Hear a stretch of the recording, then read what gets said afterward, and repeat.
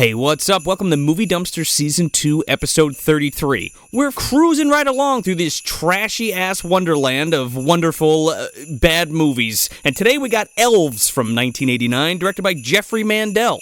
I'm Joel Escola. I'm Sean O'Rourke. I'm Connor, fuck Nazis, McGraw. Welcome to the dumpster. You created your own perfect genetic line. And used your daughter to give birth to a race of army elves? The Fourth Reich? You demented, perverted son of a bitch, you make me sick.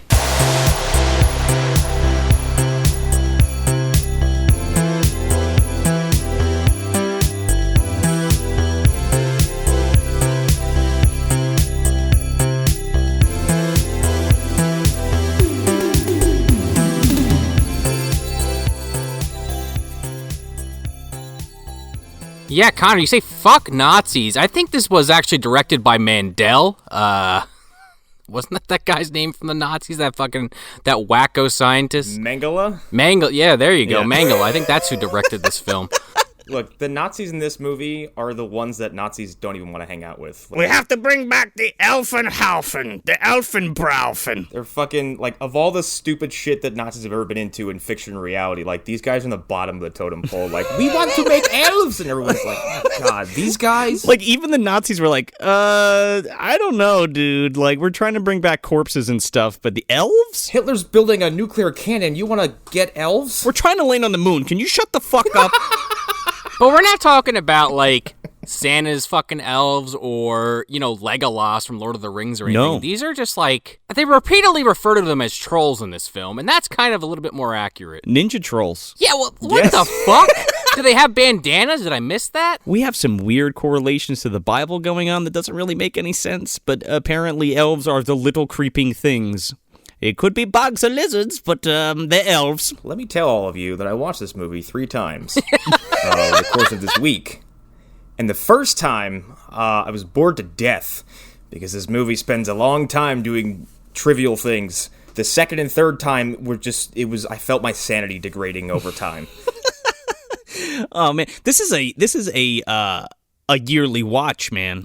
Fucking, you see that AIP logo come up, you're in for a great time. I'm glad to have a 3-year surplus then. Great is maybe not the word I would use. Yeah, I think I put it on last year at the Christmas party, and everybody was like, "We watched this last year, goddammit." I'm like, "No, we didn't," and then everybody fell asleep. Yeah, yeah. They're pretty much spot on there with that one. Yeah, I think that was, yeah. I made a room full of people watch Old Boy, and the reactions afterwards were priceless. I think someone was like, "You're not allowed to pick movies anymore." I could see why. Well, guess what? You come to my fucking house for Christmas, you're watching Elves.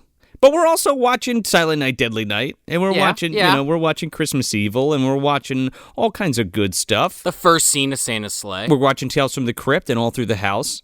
We got some good ones in there. We're definitely not watching Home Alone 4, 5, or 6, if there is one. We don't want any Marvs or Malcolm McDowells in here. I don't know what you're talking about. Those movies aren't real.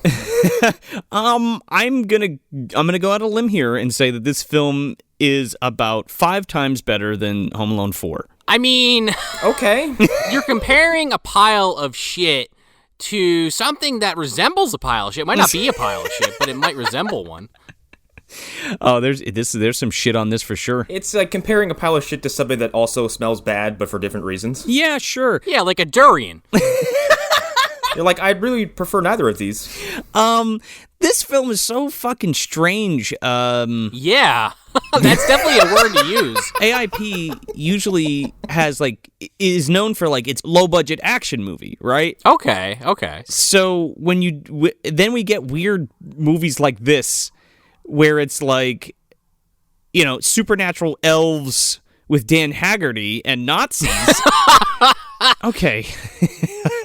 So let's crunch this real quick. So it's Christmas Eve, or no, it's a few days before Christmas Eve, and young Kirstin is having weird dreams about naked women and occult symbols and things of the like. And we've come to find out that she is the secular person who needs to mate with a supernatural entity known as an elf to bring about the master race? My head hurts. Yeah. You know what we were missing during this film? We were missing a T-800 leaning behind the looking back in the side of a car saying, "You need to mate." Arnold there, he's like, take off your clothes now. You got to fuck the little elf man. You need to make the Aryans. Take off your clothes. Yeah, you say take off your clothes. We know who's showing up any moment if they hear that shit. Oh, man. She just like flies across the fucking night sky across the moon. Like E.T.? Yes. Teleports in or some shit. Yeah. Take them off, you! The ground starts shaking. You just see a reverberation. A fucking portal opens. John Hurt kicks her out of the fucking car, wheelchair first. She fucking loves it though. Yeah, so like Joe said, or aptly put it, this is a movie about a troll trying to fuck some girl. And you know what? That doesn't even do it justice. It is trying to rape her. I'm sorry, I'm just going to say it now. This little creepy creature is crawling up on her, trying to get inside her, and it's making me uncomfortable. The motives of this thing is very strange. Like, its sole purpose is to mate with this girl, to bring about the master race for the Nazis. To create the Antichrist. Well, then it changes to the Antichrist at one point. This is so many stupid means to an end. Yeah, and it's like... Too many steps. This is one of those movies that is just, like, kind of hard to even explain after, like, you know, like Connor said, watching it 3 times. You can't crunch it real well, except that, you know, you just say Nazi elves try to impregnate said girl to bring about the master race, and Dan Haggerty has to stop them. But, like... Dan Haggerty, mall Santa, who never wears a fucking costume. Oh, actually, I think he does one scene. And then we'll get to that. But yeah, it's just like, this elf is all over the place, right? It could probably do what it needs to do in the first 5 minutes of this fucking movie. Right. Then it just, like, decides to do random bullshit. It also just fucks off for 25 minutes at a time. It just fucks off and, like, goes, I don't know where. And also, this movie's called Elves. Plural. We were talking about that before the recording a little. Yeah. There is one single elf in this. One little pitter-pattered foot elf. Who loves walking backwards. Who you only see from the chest up or the ankles down. Yeah. By the way, just to paint more of a picture for you guys at home who maybe not have seen this film. Yeah, this thing is short. It's like what? It's kind of in that vein like Santa's Elves. It's like maybe 3 foot tall. I believe this movie told me, grand total probably about 33 times between all 3 viewings, it's about 2 feet tall. Okay. It's about 2 feet tall. And it was... I'm telling you, I saw a 2 foot tall troll. Look, I'm telling you, it was a troll. That's what it was. Well, this fucking troll is green with this, like... It's like Jason Voorhees from the end of One face this thing has. Yeah, but it's got an expression like Rawhead, where it's just got this like Yeah. perpetually derpy open mouth. Oh, it's Right. locked in. Yep. That fucking mouth never closes. Yeah, it's just like You don't want to shoot it from the side, put it that way. It looks like if Jerry Seinfeld got thrown in a barrel of toxic waste. This is his version of the Toxic Avenger. Yeah.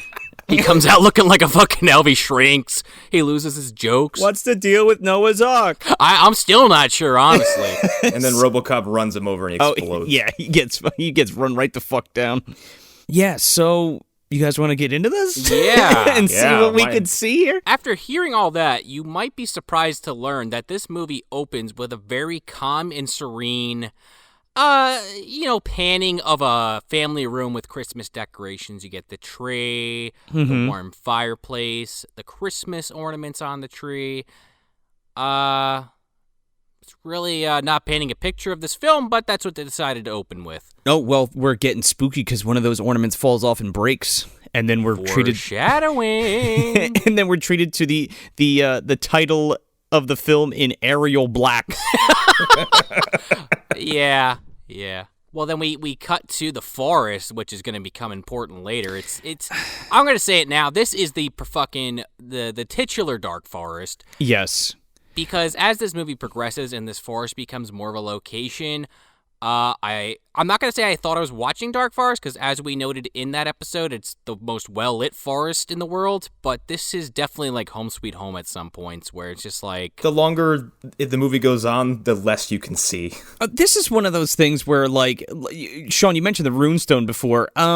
We're talking about Nazis having a magical place in the woods. Right. Why is it in America? Where are we? Fucking Iowa or some shit? Yeah. Also, why is it like right around the corner in the middle of suburbia? No, she can literally walk there. We run there later in about 5 minutes. Yeah, so it's like right down the street.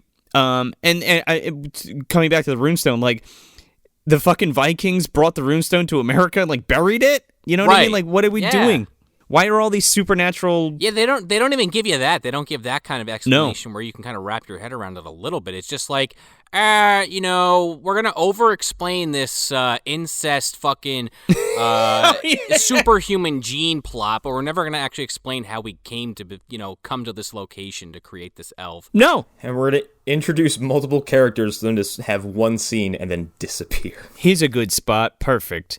So our main character, Kirstin, who looks like she's about fucking 30 and she's supposed to be, 17? Yeah, 18, 17. She also looks like she does lewds as well as the girl from Ghost Shark. Oh, she's going to my sleep, God. man, in between takes. She's very, she talks like this. Man, it's such a drag. I drew this picture from my dream with this girl who clearly has swastikas on her boobs. It's my Art Deco boobs. She's got giant bobos. Oh, man, Norm's there with the elf. Oh, no. He's poking his head up. He's right around the corner. He's like, this fucking guy again. I'll come back after Christmas. You think they duke it out, him and the elf? I feel like he would decimate this elf easily. He would fucking kick this little thing's ass. Yeah. He would fucking punch it into oblivion, right? Yeah. I think so. They needed Norm in this film. Yeah. This girl, Kirstin, excuse me. She's with her two friends, Amy and Brooke, and these have to be some of the most annoying characters I've seen in a horror movie in a long-ass time. They really are. They're pretty bad. Kirstin is not, they try to make her sympathetic throughout the film, but she does a lot of stuff in this movie that kind of loses brownie points for me. And we'll get into that as we continue talking about the film. But her two friends, I get that this is maybe what some teenagers talk about. And hey, even some people in their 30s. But they are just constantly talking about this guy's dick they want to fuck for like 5 minutes. But not really want to fuck him. Well, the one of them does. Yeah. Well, the other one's fucking gung-ho, and the other two are just, I don't know what their game is here. I guess the other one fucked him because she's talking about, whoa, is his dick really that long? Yeah, it's that long. Question Wow. mark. We'll get to that. I would say they talk about it enough to come up with nursery rhymes about someone's penis. So, I mean, like... Is that all you do? Come on. Hey, Jeffrey Mendel, I'm pretty sure that's not what teenage girls talk about all the time. It did remind me of like how people talked in Troll 2, where it's like, people don't talk like that. I don't think you know how people really talk. There is some fucking ace dialogue in this, though. Yeah, Dan Haggerty, I swear to God, when we get to him, that guy was dropping ad-lib after ad-lib. He's my fucking favorite thing about this film. I mean, he kind of saves it, same. really, at the end of the day. So they're out in the woods doing fucking naughty shit, and she's talking about this picture she drew from her dream. And, they somehow, some way, she cuts her fucking hand. They're having like a seance, and they're like, they call themselves the Sisterhood of Anti-Christmas or some shit. Right, yeah. I rolled my eyes and groaned. And I'm like, what the fuck? And they're like, we're against commercialism of the Christmas whatever. And I'm like, what the fuck are you doing in the middle of the woods? Right. I'm sitting there saying, yeah, okay, I agree with that, but Sure. why are you in the woods? With a candle. Doing a ceremony of nothing. And your grandpa's book that you just kind of took without asking, with this picture you drew from a fucking dream? Yeah, but not only that, but like she doesn't even read the book. They're just there with it. Now, also, mind you, this picture, just one more note about it. Around this fucking, the bobos on this woman, she has like these black bars, kind of like, that are parallel to each other. You almost kind of have to see it to see what I'm talking about, but it'll make sense later. She calls them Art Deco boobs. Sure. She's like, I drew that from my mind. And I'm like, you just drew some lines over the picture that you drew. It's modern art. It's modern. It's like parallel, vertical lines and horizontal lines, kind of like framing each boob. if you can picture it. So they're having some kind of ritual or whatever, but not really. They're just kind of all sitting around holding a candle, talking about like reciting it. She's like, "Oh, what is this? A script?" And I'm like, "Oh shit, Daniel Bolden was fucking came around here. He handed that shit right to her." Yeah, he's behind a tree. It's very low energy for a seance too. They're just like, this is anti-Christmas. Yeah. Hey. We're against commercialism and the Coca-Cola Company and talking polar bears. What do we do next? I don't know. I'm bored. Let's leave. I don't know. Let's squeeze this candle and have it break in my hand and cut it. Yeah. What happens? Right. Yeah. Okay. That's how she cuts her hand. Yeah. Well, of course, it spills on the ground. Yeah. And over the exact spot. Yeah. Where the fucking elf is supposed to be. I don't know what in the ground. He's like fucking Uruk-hai under there. Cosmic odds. What is he? A fucking Cyberman? You just like drop them in the ground and they start growing? I guess so. He's like fucking like Ernest Scared Stupid. Each one of these has 500 power level. You gotta water them. The Brussels sprout drops off the fucking tree, and Trantor watches that shit grow into I don't know what, an elf, I guess, this time. Yeah, I could picture it. Harry Potter's over there trying to fucking get out of Dodge. Not the Harry Potter you're thinking of, folks. No, it's Harry Potter Jr. Or, you know what? Maybe he is. I don't know. This is the MDU. Oh, yeah, I think we talked about this once. I would have to go back and listen to an old episode, but I feel like this has come up before. Noah Hathaway's there. He's like, "Oh, it's a troll. Oh, oh my god, I'm really scared." This troll starts pulsating in the ground, and you don't know what it is yet, but it's kind of like, if you're watching the movie, you have an idea. Well, it better be the titular elves, right? I think, actually, you know what? I take my words back a little on that, because the fucking hand pops out of the ground. The hand that, like, doesn't move right? It's, like, all fucked right. up? Okay, nothing on this thing moves right, okay? Yeah. Like, it's like it was static, and then they tried to put animatronics in it? It moves like a rock'em sock'em robot. Like, it's just all rigid, straight, linear movements all the time. I feel bad for the people who created this thing, because, like, it's kind of a cool concept, but it obviously, they didn't have enough time to really make this. I mean, they only have one fucking elf in this, for Christ's sake, so... Yeah. And they didn't bother trying to make it seem like there were multiples, probably because this thing's hard to use. Not at all. They're like, fuck that, we only got so much time. We called it Elves. I don't care. They definitely rely on, like, 3 or 4 locations, so... I'm sure. Take a shot in the dark and say this was a pretty cheaply made film. Oh, well, yeah, obviously. It's AIP. Yeah.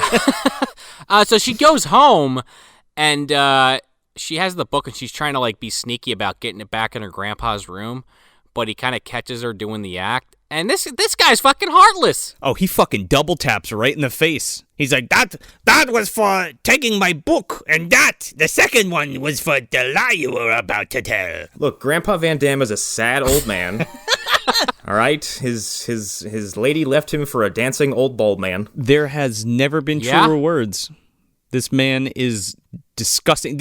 You think that's what happened? He went down the wrong path, right? After that happened? Yep. I mean, if we think of the actual version of GVD from Bleeders, she was working with those fucking cannibal incest fucking creatures. Oh, this is the family business. Oh, yeah, for sure.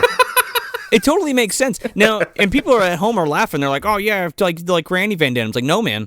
Not only is Granny Van Dam catering to the Van Dam family, the ancestral, disgusting creatures that live under the fucking island, but now we have ancestral Grandpa Van Dam. Yeah. See? Creating other little creatures. Much like the Van Dams, when they were fucking, the ground was pulsating, so... It's true. Who's to say they weren't doing that under that elf when it popped out? ELFEN HOUTEN. There's a lot of things with the word elf attached to them in this film, by the way, that just... didn't need to happen. I don't speak German, so I don't know if there's any credence to any of these isms that they're saying. Right. I took 2 years of German, and I'm terrible at it, so... Well... I don't know what hooten means. ELFEN HOUTEN. Hooten and hollering, Joe. Come on. I don't know. The Elfnacht. The Elfmacht. He doesn't even say that. He calls it Elfen Hoot. The Elf Stone. You know, I think Norm really is going to show up at some point. It's. I hope so. It's Gnome, dude. Yeah, Grandpa Van Dam slaps Kirstin, and he's like, "Why'd you take my book? Ah! I copy a Mein Kampf." Oh my God. Bring that back, it's illegal. He spends most of the movie in this, like, hunched over, painful look on his face, like, almost like Robin Williams' pirate face in Hook. Kinda, yeah, when you put it that way. It just looks perpetually uncomfortable. Whether it's just from, like, him being mad about something or being distressed, it's kind of always the same face. Oh, yeah. And then we're introduced to Deanna Lund as the mother. Oh, Jesus, this woman is evil. AKA the actual worst character in this film. Yeah. Somehow worse than the fucking Nazis, if you can believe it. Just real quick, Deanna Lund was on like a bunch of TV shows like in the 60s and 70s. She was on like The Land of the Giants. She was on a couple episodes of The Incredible Hulk. And a couple other ones. But it's just weird to see her here. Like, this is where like the older TV stars go to die in these movies. Oh, no. You know what I mean? I wonder if this is the first film she went full nude in. It is funny you mentioned that because we talked about Louis Lasser from Blood Rage having a TV career in the 70s. Exactly, and that's kind of what I'm dogging on here. It's the same kind of thing. Another crazy mom. And then Body by Jake. I'm gonna argue she's crazier in this film. Oh yeah, well she's like murderous in this film. This woman is impulsive and insane. That's what this woman is. It's definitely the first character in a long time that I wanted to literally jump through the screen and choke them to death. Yeah, she's a piece of shit. So Kirstin goes into the other room and she's like, "Oh, Dad just punished me, or Grandpa just punished me. He slapped me in the face twice." Don't get ahead of yourself. I know. Anyway, Grandpa smacked me twice. And she's like, "That's not good enough. You're not going to remember that. Guess what I'm doing tomorrow? Cleaning out your fucking savings account and taking all your money." And she's like, "What? I'm robbing you." That's not fair. I earned all that money." She's like, "Fuck you. Bye." Like, here's the thing. It's just ugly as fuck, If this was my mom, I'd have leapt across the kitchen. Right. Or like Kirstin's like, "Oh, man," and just walks away. you've been dealing with this for like 17 or 18 fucking years and you haven't gotten a little smarter about it. Like, hey, maybe don't have your money in an account your mom can access, you fucking moron. Or why don't you just go take it out before she does?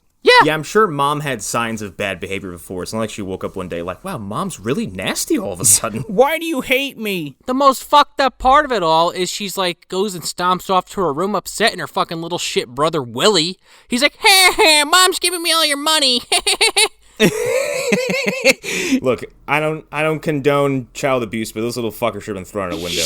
She's taking a shower first, and it's like the weirdest shower scene I've ever seen because she's like rubbing her temples. But it's like right. Weird as fuck. Because we have to have the MD fucking certified scene where the creepy brother fucking runs in. Oh yeah, man. It wouldn't be an MD episode without fucking a creepy little brother looking at sister's boobs. Why? Why was this a thing? I don't know. Bodacious boobies, sis. Kind of funny to me, just the absurdity of it all. So she runs out and he's like, "I like looking at naked girls," and she's like, "I'm your fucking sister." He says, "You've got big fucking titties, and I'm telling everyone."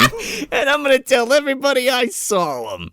And then Mom's gonna give me all your money from your account. So fuck you. He's the troll in this movie. God, I hate that little kid. Well, and then at the end of the movie, without giving anything else away, it's like they're hugging and fucking confiding in each other. It's like this little kid was like gleeful earlier for you to like lose all your money and to tell everyone about your fucking boobs, for crying out loud. Oh, they start like playing and tickling each other like immediately afterwards because we get the mouth breathing POV through the window. Give this another 10 fucking years. This is gonna be a fucking porno. I fucked my sister and I got it all on film. Yep, ball in the family.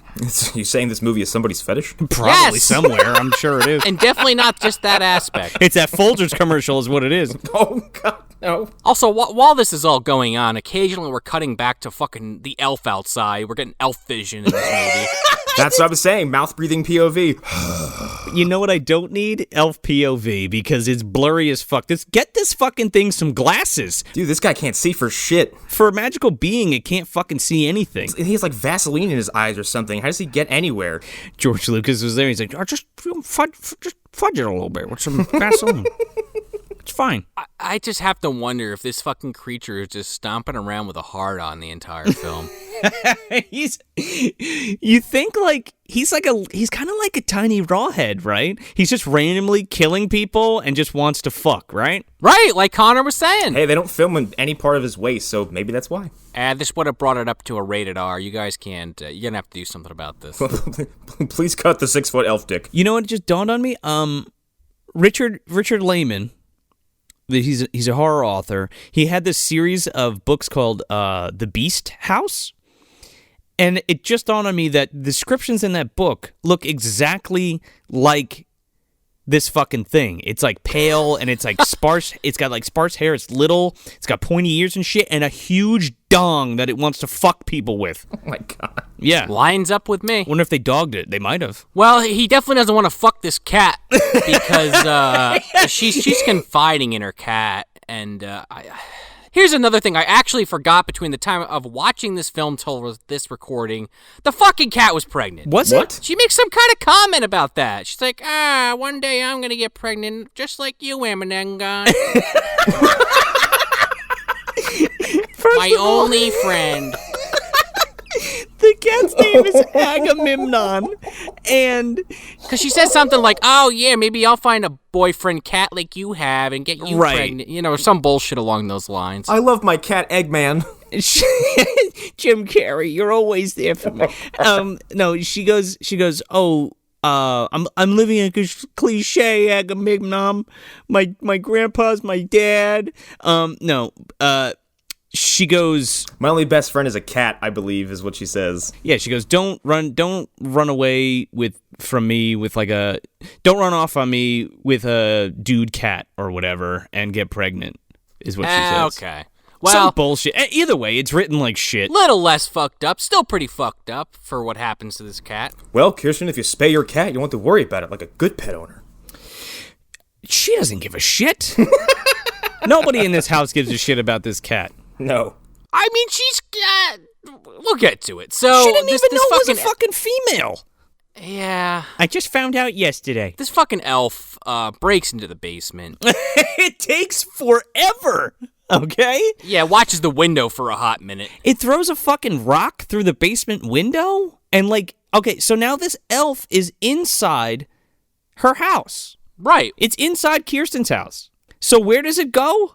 Up to her little brother's room. Hey, man, it was dark in there. It was a little confused. It started slipping it in his butt, and that, you know, Oh no! that's when the trouble fucking began. Oh no! It also has like grudge powers where it can come out of a wall or some shit. Like, I guess. because it's like above him and just like it drops down and grabs him by the face and like it's like. Brrr! It doesn't make a fucking sound. It just has its mouth open and he's screaming, and this thing is just like. Ninja Troll.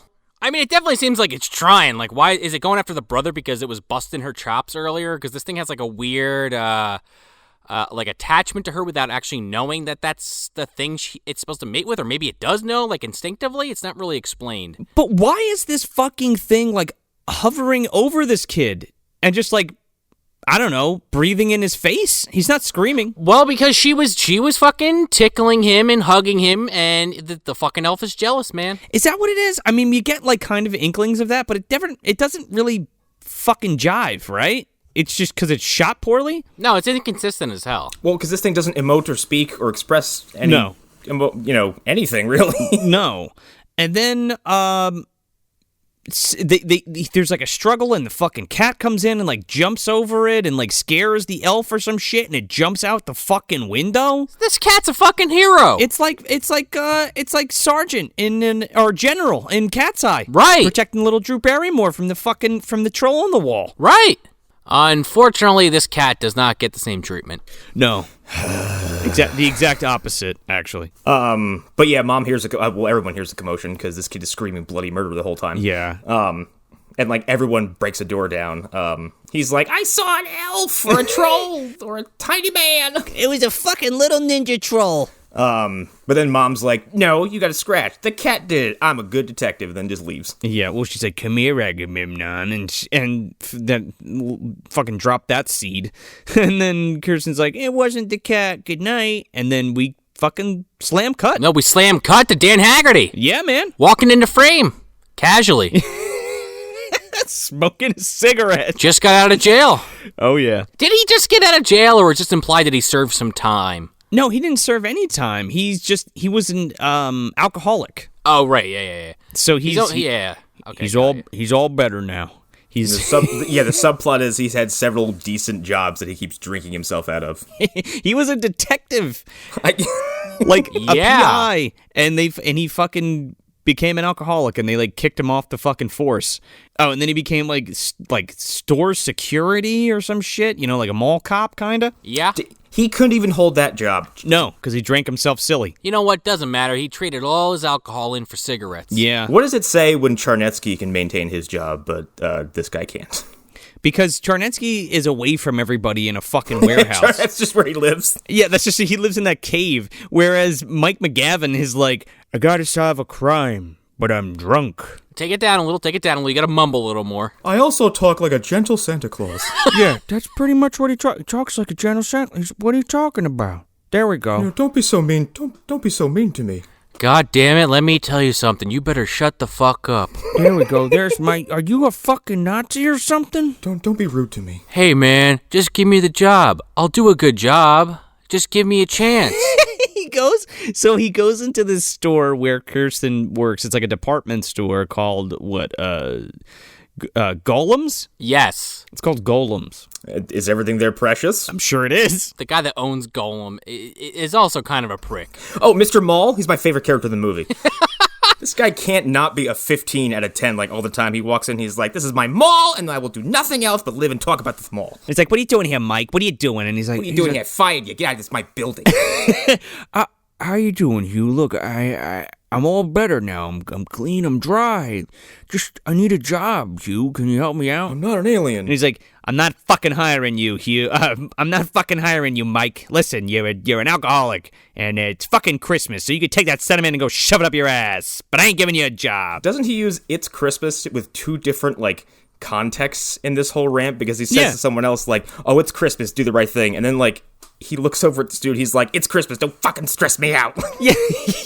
I also cannot understate how yellow Dan Haggerty's hair is in this movie from just fucking cigarettes that he's smoking. Because he's the guy who drives around with the fucking windows up in his car. He's got a head of hair and he's got the beard. He could pull off Santa Claus if it wasn't just this 2.5-inch fucking diameter around his entire fucking hairline of just pure yellow. Because I'm pretty sure he dyed his hair blonde. And it's growing out. Maybe. It does look like it's like Hulk Hogan blonde, where you're like, that's not real. No, yeah, right, exactly. It looks like shit. I'm gonna chalk it up to too many cigarettes because this motherfucker he's walking around with a carton at one point. He's got fucking cigarettes in his mouth. People are telling him to stop smoking. He's like, "Oh, I'm sorry," and then starts smoking again. Oh, it's hanging. That fucking butt is hanging out of his mouth the entire film. I replaced one vice with the other. Yeah, exactly. Yeah, exactly. So he's like, come on, Hugh, it's Christmas. Let me have a job. He's like, no, get the fuck out of here. And he's like, oh, yeah, you really are sorry. Goodbye. He's like, go have some coffee and donuts or whatever. Get out of here. I love it because he's like, get out of here. And he's like, what'd you say to me? You really are sorry. You really are a jerk. I'm gonna leave now. This guy is like Gunnar Henson without the fucking passion, and that's saying a lot, because Gunnar does not have passion. He's McGavin the Blue, man. He's one of the Blue Wizards. He went east. He's non-confrontational. He just likes to avoid it. He went east and told everybody else to fuck themselves. He's like, you know what? I'm not part of the Ithrium anymore. Get out. Leave me alone. I don't want to ride into battle. It sounds dangerous. Fuck you and Sauron and Sauron and you too, Gandalf.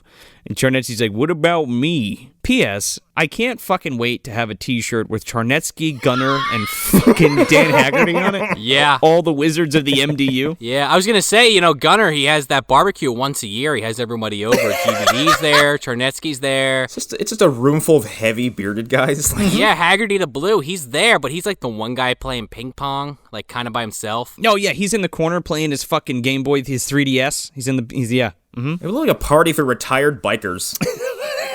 Hey, Dan, you want a burger? You want a hot dog? And he's just like, whatever you got there, coach. When he's got the stack of cigarettes fucking piled high in the ashtray. I'll take a hamburger. I can't let you take my cigarettes, Haggerty. This is the last time. Come on, one more, please. I need one more fix. I just need one more cigarette, Charnetsky. Come on, just help a guy out. It's Christmas. I don't drink anymore. You guys drink so much. GVD in the corner there, she can drink you all under the table, but I know you guys drink. She's just asleep. Haggerty, do you want a shot of Bushmills or what? The fucking Six Flag guy dances over in front of him. He's doing his whole bit, and Dan Haggerty's just sitting there, in his blue robes and everything, just, tarnished with cigarette smoke, of course. They were beautiful at one point. And he's just like, shaking his head, fucking face palming, like, yeah, okay, yeah, Six Flags, yeah, okay. You all set such bad examples. Sure, you can dance on me if you want, Six Flags guy. So is Woody here serving alcohol too? That's a different group of people. Like, He chooses not to hang out with them. I mean, they all kind of intersect. It is a little bit like the Justice League. Like, there's multiple fucking organizations that convene when necessary. Those gods don't socialize. Or multiple, functions. He wasn't invited to this party. Yeah, yeah, exactly. Sometimes the wizards just want to hang out by themselves. Yeah, I mean, I get that. Yeah, they don't want Woody or John Hurt or goddamn his name, or Liam Neeson fucking everything up. But Granny Van Dam shows up everywhere, invited or not. When John crashes a party, like, everything gets fucked up. So, they kind of try to keep him to the wayside. I mean, they are the peacekeepers, right? The wizards? Yeah, I think so. He shows up and everyone goes, oh no, the party's over. Great. Who invited John? I don't know how you guys picture it, but I'm almost like, the way I picture this scene going on is very reminiscent of Happy Gilmore's Happy Place.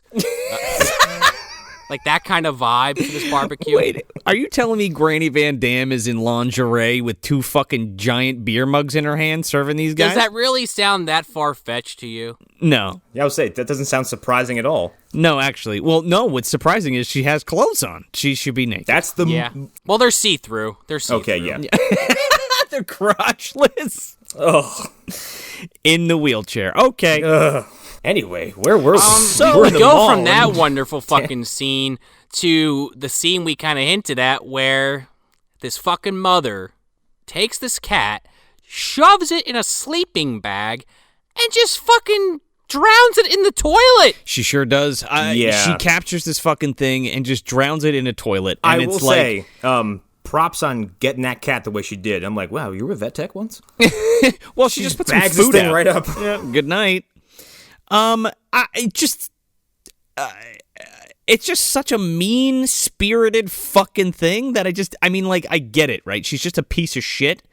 But, I mean, I don't know. I don't know if I needed that. No. In this film. I didn't. I hated it. There's already Nazis in this movie. We're already going to be talking about incest and rape, which are already pretty fucking heavy topics. And I think, I'll say my actual review, obviously, towards the end of the episode here, but I just feel like it's a lot of really heavy topics shoehorned into this, like, wacky fucking troll elf that's, like, killing people. They lean real hard in some of the edginess and controversial stuff. It just doesn't need to be there, and it's kind of like, all right, you're a fucking scumbag, and then she, like, buries it in the backyard. Yeah, like, less than a foot deep. Oh, my God, yeah. Yeah.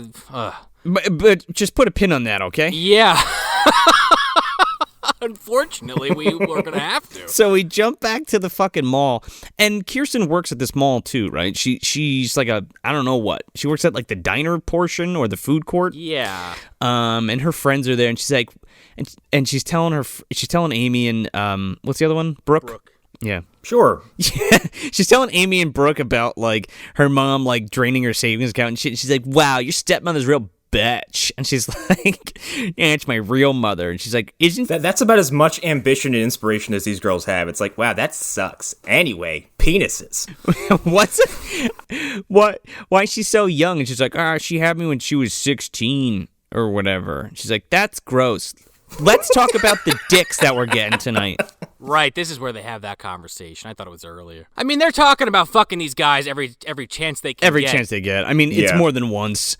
But I think this is where Kirstin's like, at this point you think, you feel bad for this girl and, she's got a shitty life at home and all this shit. And she's like, come on, let's go goof on Santa. I've been waiting for this all day. That's the highlight of your day? Yeah. Go do something. Leave your town. Go have an adventure. Something. So she goes over to Santa Claus, and like right before she goes to sit on his lap, there's like this little kid, and she's like, this little kid's like, I want a Nintendo. And he's like, oh, Nintendo, that's great. They're on sale in the basement today. Today only. Go get it. And his beard keeps falling off. And it's hilarious. So Kirstin sits on this fucking scumbag's lap, and he's like, sorry, I had to get that out soon. He's like, what do you want for Christmas? She's like, for it not to be Christmas. And he's like, a what? She's like, can you make it snow? And he's like, oral. Okay, hold on. Before you move on from this moment, I have to say, that he says oral in the most disgusting Mr. Plinkety way I've ever heard. It made my skin crawl. I hated it. He also grabs her ass. Santa said oral. He's like, oral. Oral. Moral oral. But before he even says that, he's already fucking feeling her up. Oh, yeah, he's got the hand up the skirt and everything. So she's like, yeah, it's gross, and stands up and, like, smacks his hat off or whatever. And Mr. Maul's all flustered. He's like, oh, God. he's like, nothing's happened like this in the 25 years I've been managing this shit. You gotta remember that line. It's been 50 years. Nothing in 50 years has ever happened like this at Golems. And I can't believe it, because, he's gonna repeat this line like 3 more fucking times. It's been 25 years since something's happened at Golems. Yeah. I really hope that store's actually called Golems. I'm pretty sure it is. I'm almost positive it is. So this Santa, he doesn't get just immediately shit canned. Yeah. This guy's just like, cool off for half an hour. Also, Take a break. Yeah, they sent him to timeout for sexual harassment. right, even though you were sexually harassed, you're also in trouble because you're on your shift. You shouldn't be up here fucking around. You're in uniform. You can't do this in uniform. Dude, I was sitting there thinking, man, this is exactly what would happen at a fucking retail job. Let's be Probably. honest. I mean, wait till we get... We're not even to the real fucked up part yet. That'll come in a little while. What do you mean Santa grabbed your dick? You're supposed to be at work. Sorry, boss. You're fired. This Santa, like, storms away and, like, takes his hat off. And this woman's like, hey, Santa. And he just, like, gives her the finger. And, like, goes into, like, this little... I don't even know what apartment. There's, like, a bed in there. And, like, it's like a dressing room. What the fuck is this? I don't know, but he starts, like, breaking out lines on this fucking table. And he's like, yeah, I'll show him. I'll show him all. And I'm like, is this guy gonna, like, shoot the place up? Like, what is happening here? Yeah, he starts doing lines of coke. Yeah, he's got it taped under his desk. Yeah, he's like, he goes to blow a line of coke and his fucking beard, like, brushes against it and fucks it all. I did laugh at that, actually. Yeah, that was a pretty good gag, because he is so pissed about it. He's like, fuck! And then we see this creepy little fucking elf take a knife from a display. I guess. Is that where he got it? I guess he's in the mall. It's kind of Gremlins-esque. I wouldn't even compare it to that because it looks like shit. Yeah, no, yeah. This guy's a speedy little fella. He can get from place to place real fast. Well, he's magic or whatever, but, like, he's in this fucking place and nobody sees this thing ever when it's, like, in plain sight. No. Baby's day out logic, man. We're still in John Hughes Buchanan land, I guess. Nobody looks down. No, yeah, exactly. Where's that baby? If only we had a camera pointed right at it right now, and if anybody watching could have seen this. These motherfuckers must have an astigmatism or something. If only I had muscles in my neck that let me look down. So this fucking elf goes into this dressing room coke den and creeps up on this guy, and he looks down for like a full 10 seconds, and he's just like, what? A what? And this thing stabs the shit out of his dick. How many movies this year have we seen where people are stabbed in the dick? Charnetsky was stabbed in the dick. That's what I'm saying. And he also played a mall Santa at one point. Was this Charnetsky? They are reincarnated occasionally. Did Chucky stab anyone in the dick in part 3? I don't remember. No, but he tries to stab Mike in the dick in the first movie through the car seat. So yeah, under the seat while he's driving. It seems like in tiny creature horror, it's like, well, he's got to stab someone in the dick. I mean, he's right there. Go for the dick. Oh, who got it? The fucking Prehistoric at 3. I think the T-Rex went for the guy's dick. Yep. Well, fucking Eobard got it. Definitely happened in Tammy and the T-Rex. And it definitely happened. Yeah, it definitely happened in Tammy and the T-Rex. Testicular standoff, yeah. Grabbing dicks, stabbing dicks, going for it. Unexpected trope in the MDU. We cut immediately from this to the crime scene being put together. And again, Kirstin's getting yelled at. Oh, well, this guy, he sexually harassed you, and then moments later he's murdered in his dressing room. You didn't have anything to do with that? She's like, no, he was just a fucking creep. He was just a drug addict. I don't have hundreds of witnesses I could have. This guy starts saying this like he sounds like Rod Serling introducing a fucking Twilight Zone episode. He's like, the man tries to feel you up.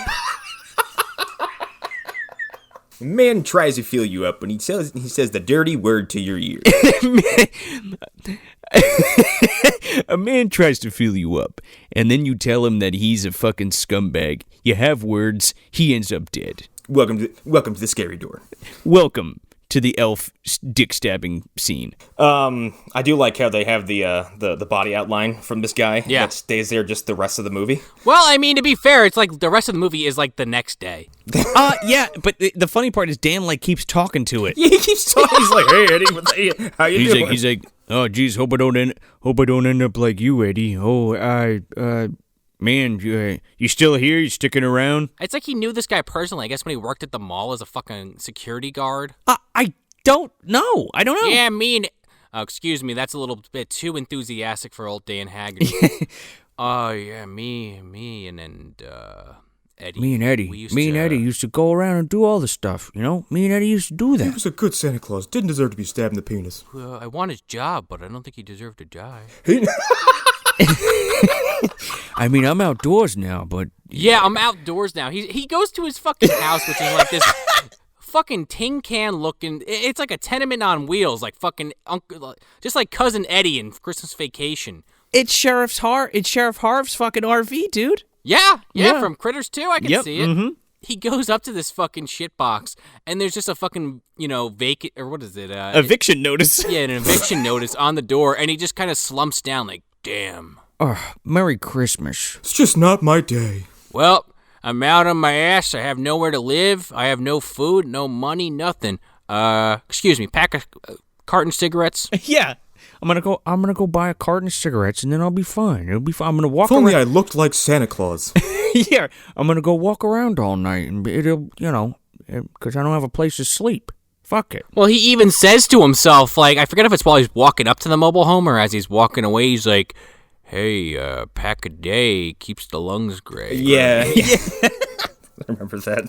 Thanks for that ad-lib, Dan. We don't have enough film to reshoot it, so that's the take we're gonna have to use. He didn't know he's like, pack a day keeps lungs gray. Don't know what the joke was there, Dan, but he's laughing to himself. He's like, I made it funny. I did. That was a good one. I laughed on the inside. So then we cut back to Kirstin's house, and now she's home, and she's, everybody's asleep or whatever. And then we see this fucking elf start digging in the ground where the cat was buried. Oh my god. Yeah, digging where the cat was buried, and then there's a fucking Jody-ass scene. It's like she looks out the window and she just sees the 4 fucking eyes. Dude, I guess the point of the scene is to show because this thing rubs the cat against the window. It digs up the cat, rubs it against the window, and then you can see it. You can fully see this fucking troll in the stark light that is shining on it. Did I say troll? Elf. It's a goblin, all right? It's a troll. It's a fucking ninja troll. Come on. They call it every time. Ninja gremlin. So she screams and she runs downstairs, and then fucking grandpa and mom are up, and she's like, this is the second night in a row that I'm not going to get any sleep, is it? And she's like, look, the fucking cat was rubbing against my window. It was a fucking ninja gremlin or whatever, a little troll thing. And grandpa's like, was it a little creature? It looks like, was it the Elfen Houten? And she's like, I don't know, Gramps. It was a fucking thing. And then mom goes, it was a raccoon. It dug up the cat and fucking slopped it on the window there. It was your imagination. Go to sleep. By the way, your cat's dead. She goes, it wasn't a raccoon. It was a fucking troll. And she storms out. Well, the mom, she doesn't tell Kirstin she killed the cat, but she is adamant about to the grandpa. She's like, I fucking killed that cat. Yeah, because grandpa keeps going in. He's like, it was the Elfen Houten. It was the elf. And she's like, Jesus fucking Christ, I killed the cat, you stupid old fuck. He sleeps 95% of the time, but they refer to elves as the E word in that house because he keeps waking up. They try to imply later on in the film that this woman is broken because of what happened to her, but this dude was a literal fucking Nazi, and he is not as tough as this fucking woman. I guess he kind of regrets what he did. Sure. That's the vibe I got from the character. He's also disabled, right? Right. So, I don't know. He's probably got a whole bunch of fucking bad. I mean, he's a Nazi who fucked his daughter. You know what I mean? We'll get to it. Yeah. There's very few redeemable characters in this movie. Yeah. Exactly 0, I think. Yeah. With a session of Dan, because he's a big fat man with a heart of gold, this poor guy. Wants to do the right thing. Yeah, I went east. Before she storms off, also, I forget exactly how it comes up, but the drawing she did of Booby Lady comes up, and he's like, where did you see this? Why did you draw this? And she's like, I had a dream about it, Grandpa. He's like, I mean, you didn't see this in my books? No, Grandpa. I didn't go in the forest. I told you the first 3, 4, 5, 6 times. I didn't spill my blood in a specific spot. Leave me alone. I didn't go to the exact spot where you hid that fucking elf thing. And I didn't resurrect it with my blood, and I didn't have this dream where I drew this fucking thing with swastika boobs. You're so lame. I resemble that remark, he says. No. And of course, Grandpa, he kind of confides in the fucking mom. He's like, God, the elves they're coming back. And she's like, you're fucking crazy, old man. Shut up. The ELFEN HOUTEN, they're coming. This is the scene where we cut back to fucking Dan Haggerty, and he's in this mall. I guess it's the next day. It's fucking great because he's sitting at this table with a cup of coffee and a fucking carton of cigarettes. It looks like he already had like a couple of packs. Yeah. It's just the ashtray is like stacked up like 4 or 5 inches high. And we're not bullshitting you, folks. Like, he literally has a cigarette lit in every fucking scene in this. He's like walking around later, like trying to be like, incognito. Inconspicuous? Yeah, inconspicuous, and he just has a cigarette hanging out of his mouth, and he's taking drags off it. Like, no big deal. He runs like an old locomotive, but he needs cigarette smoke. He just chugs along. I run on Marlboros. It just boggles my mind how many places you could go into in 1989 and smoke and nobody batted a fucking eye. Literally everywhere. Oh, it's weird to see in movies. It's weird to see in movies now where someone smokes a cigarette. You're like, what the fuck? Like, well, right. Yeah, well, it's changed so much in 30 years, but it's just Yeah. funny. He's like in the library. He's in the fucking diner. He's just in the mall. He's on like the line for Santa, just fucking blowing it in some kid's face. Do you want a pack of cigarettes for Christmas, little Billy, or what? do you want to start early? Okay, here you go.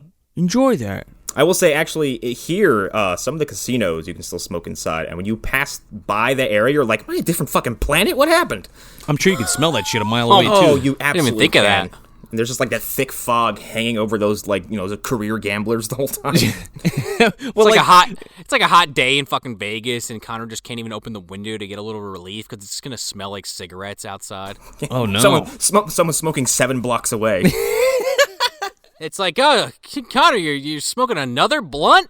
Well, I just got to get the smell out somehow, and at least I'll be high. Somehow. Everyone's smoking weed in Vegas. I better spark up. Anyway. So there's an interaction here with, like, Kirstin and Dan Haggerty. And she's like, my life sucks. My cat's dead. Blah, blah, blah, blah, blah. Whatever. I just took some lewds. Good night. He's like, hey, I can relate. My dog died when I was like 5, so I kind of feel like how you feel. You dig? Something sad happened to me like 40 years ago. I just got thrown out of my house last night, too. I spent all night in the cold, dark outside. I had a dog once. His name was Rimshot. And he, when he died, I cried like a baby, so I understand what you're going through. Are you sad yet? I can keep going. Yeah, I had to move east because the other wizards didn't like us very much. And now I'm here I'm looking for a job. What do you say? Mid-sentence, Mr. Maul runs in. DH.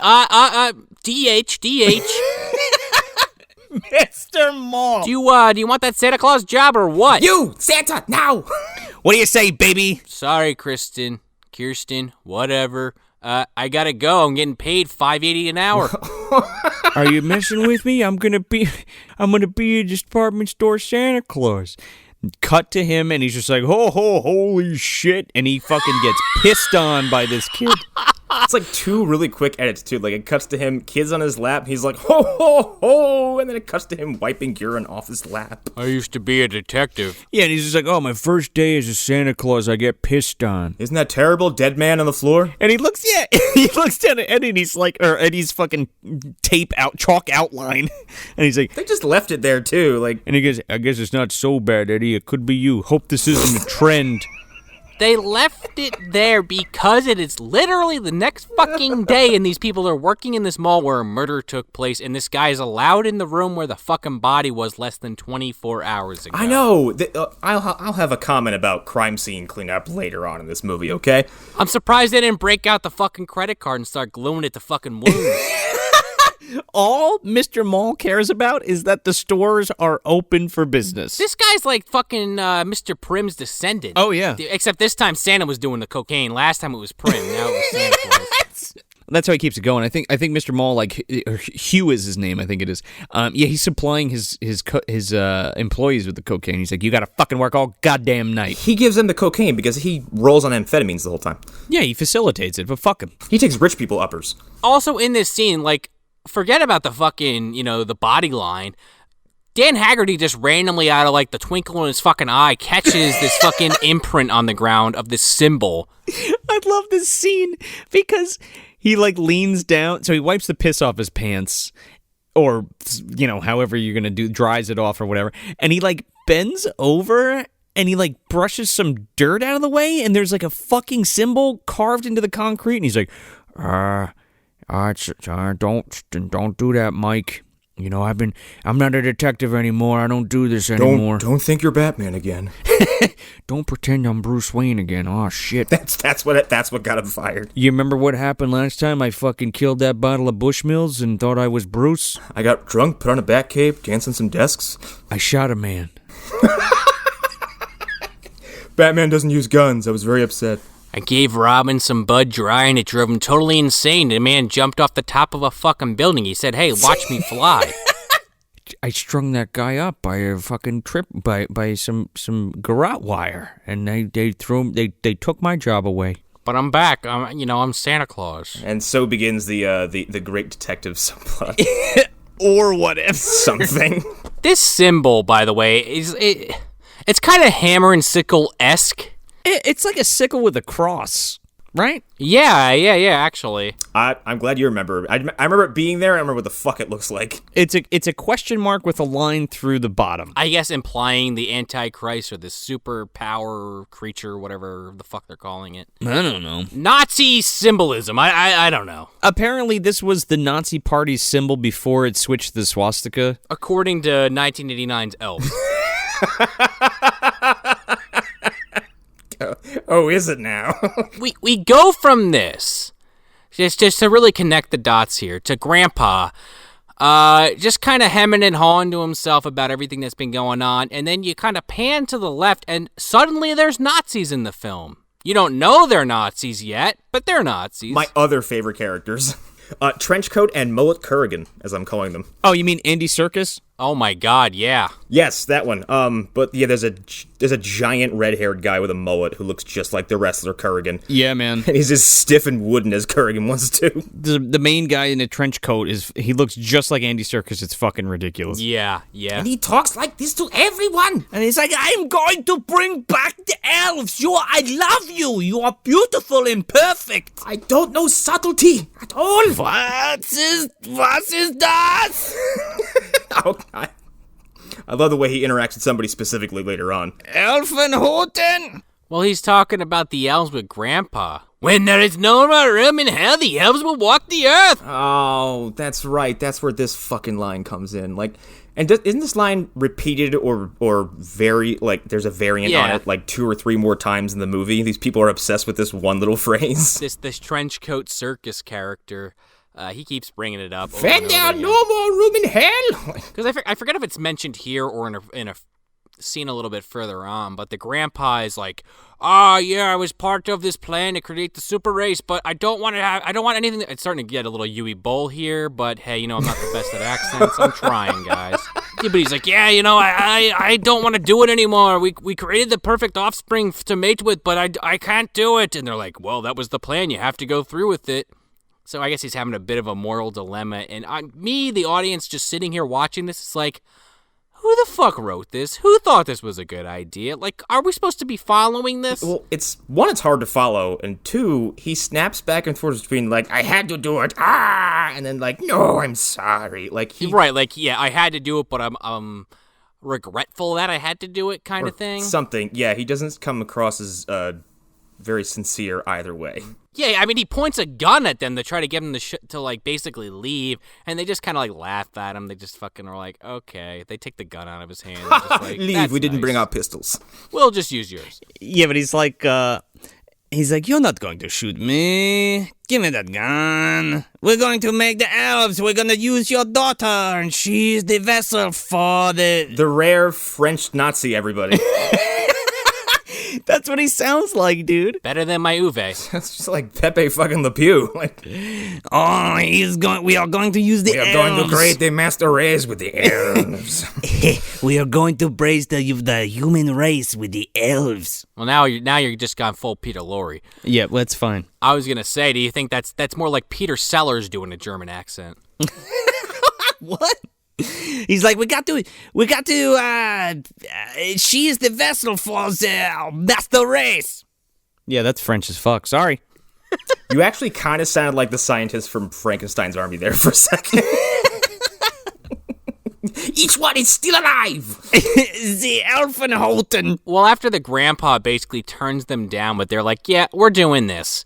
It cuts to Kirstin working, and one of the fucking Nazis are just kind of sitting there drinking coffee, watching her work. It's a cutscene from Stranger Things Season 3.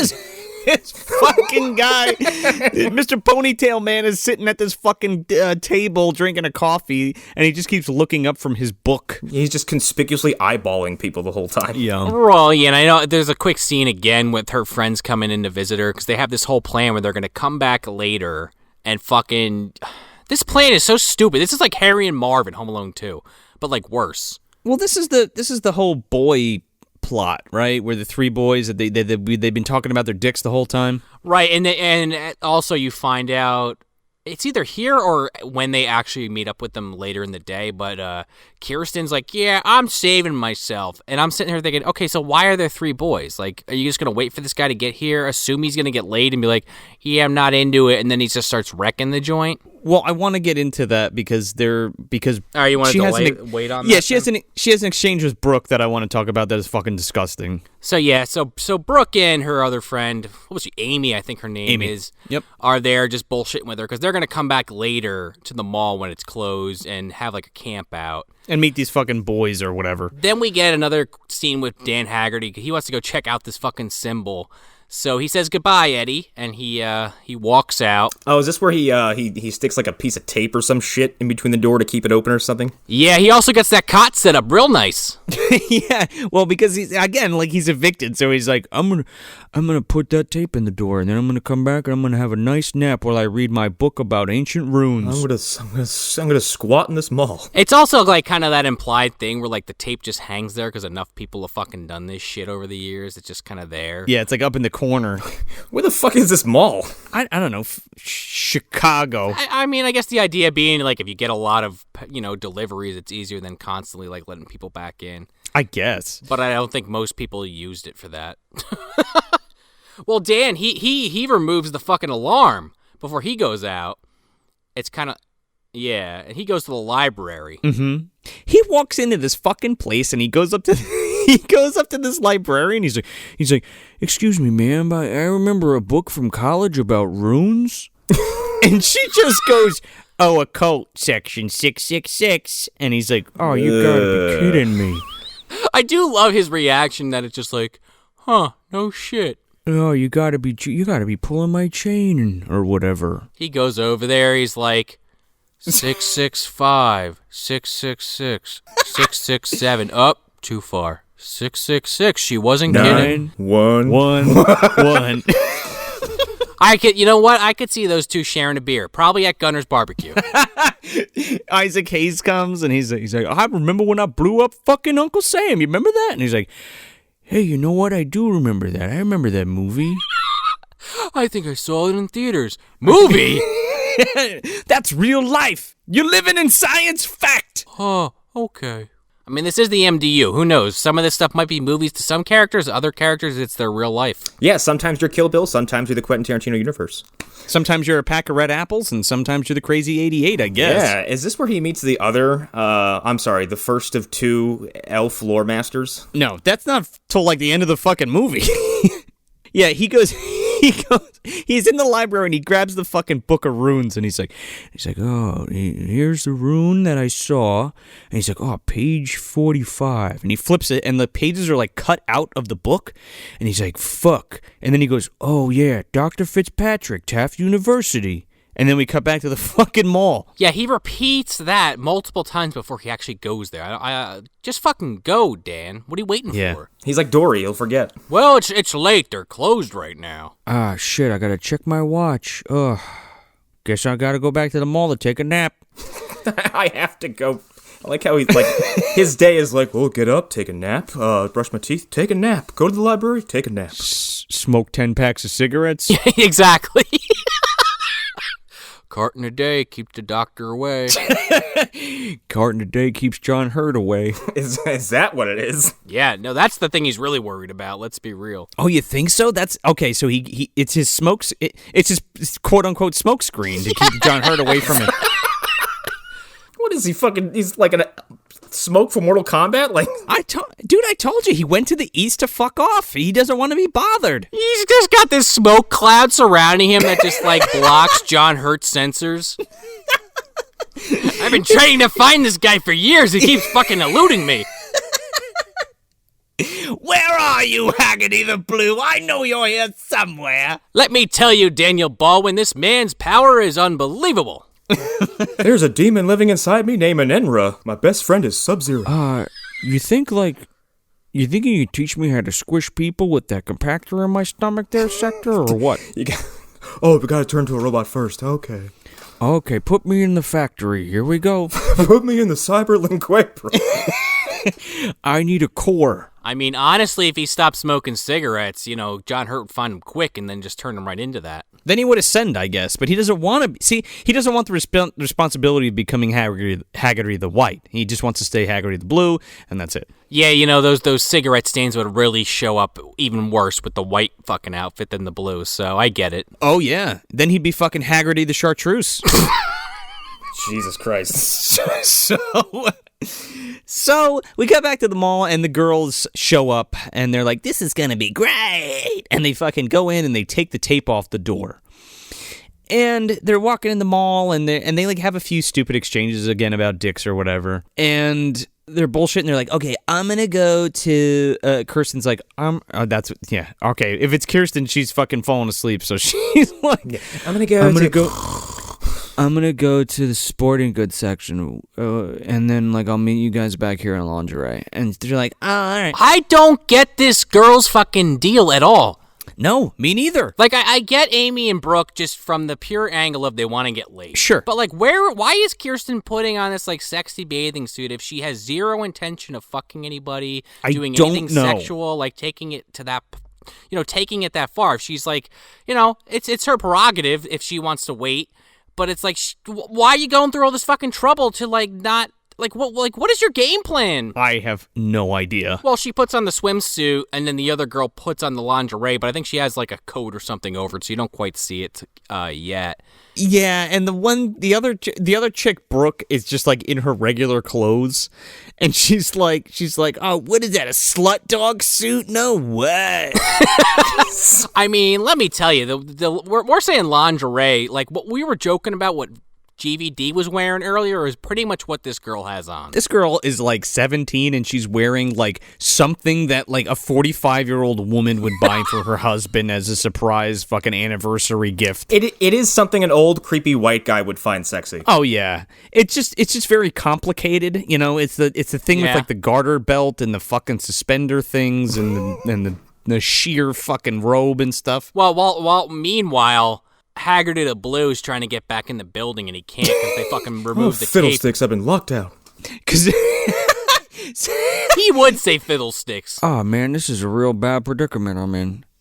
I better go to the dumpster and find a piece of rebarb to pry my way in. Yeah, I don't want to be found out that I'm sleeping here illegally, but let me break the fucking door open. Better break in. It's fine because he disarmed the alarm, right? So what happens is before Brooke takes the fucking tape off the door, and Kirstin's like, "What is that?" And she's like, "The tape from the door." And she's like, "Are you fucking stupid? How the boy's supposed to get in?" And she's like, "Oh yeah, duh." And then she goes and puts it back. And then Dan's like, wait a second, I could have swore this door was locked. Elves. Tape fairies. I mean, that's definitely how the elf gets in there, I'm going to say. I guess. How a few people get in there. Well, that fucking stupid thing is in there already. Yeah, there's no indication it's left, has it? Well, it did leave because it had to show her dead cat. Yes. So it must be just following her all over the place like a fucking puppy. And, like, it is magic, I guess, but, like, I don't know. It's like the T-1000. It just, like, fucking, morphs under doors and shit. Is it trying to court this girl or what? I think it is, I guess. Here, look at this dead cat I found. Don't you like it? Yeah. Do you like it? You're pretty. So, Kirstin's in a bathing suit with a tutu, and the other one's dressed in bad lingerie, and the other one's dressed like a fucking librarian, and we're setting up tents or some shit. This is disgusting. Because you're gonna fuck these guys in these tents in the middle of the mall. You're not gonna put them away. They're the display ones. Some poor little kid's gonna walk in there and step on your old fucking cum and get it all on their shoes or their hands. It's disgusting. It makes you think, right? Like, It's foul. you know, I mean, it's almost like the same. It's almost like the same thing as like Chopping Mall or like Sorority Babes in the Slime Bowl-orama. Like these kids like break into this mall at night and like fucking do whatever they want with Right. coming all over the place in your clothes and your fucking camping supplies. It all sounds so it's just needlessly complex and gross. Like, I don't know, you have to clean up afterwards. Oh, Danny, you shot it on my $500 lingerie. I mean, it's kind of exciting, I guess, if you're fucking 17 and you can't fuck at your house because your parents are home or whatever, Yeah, let's go to the mall.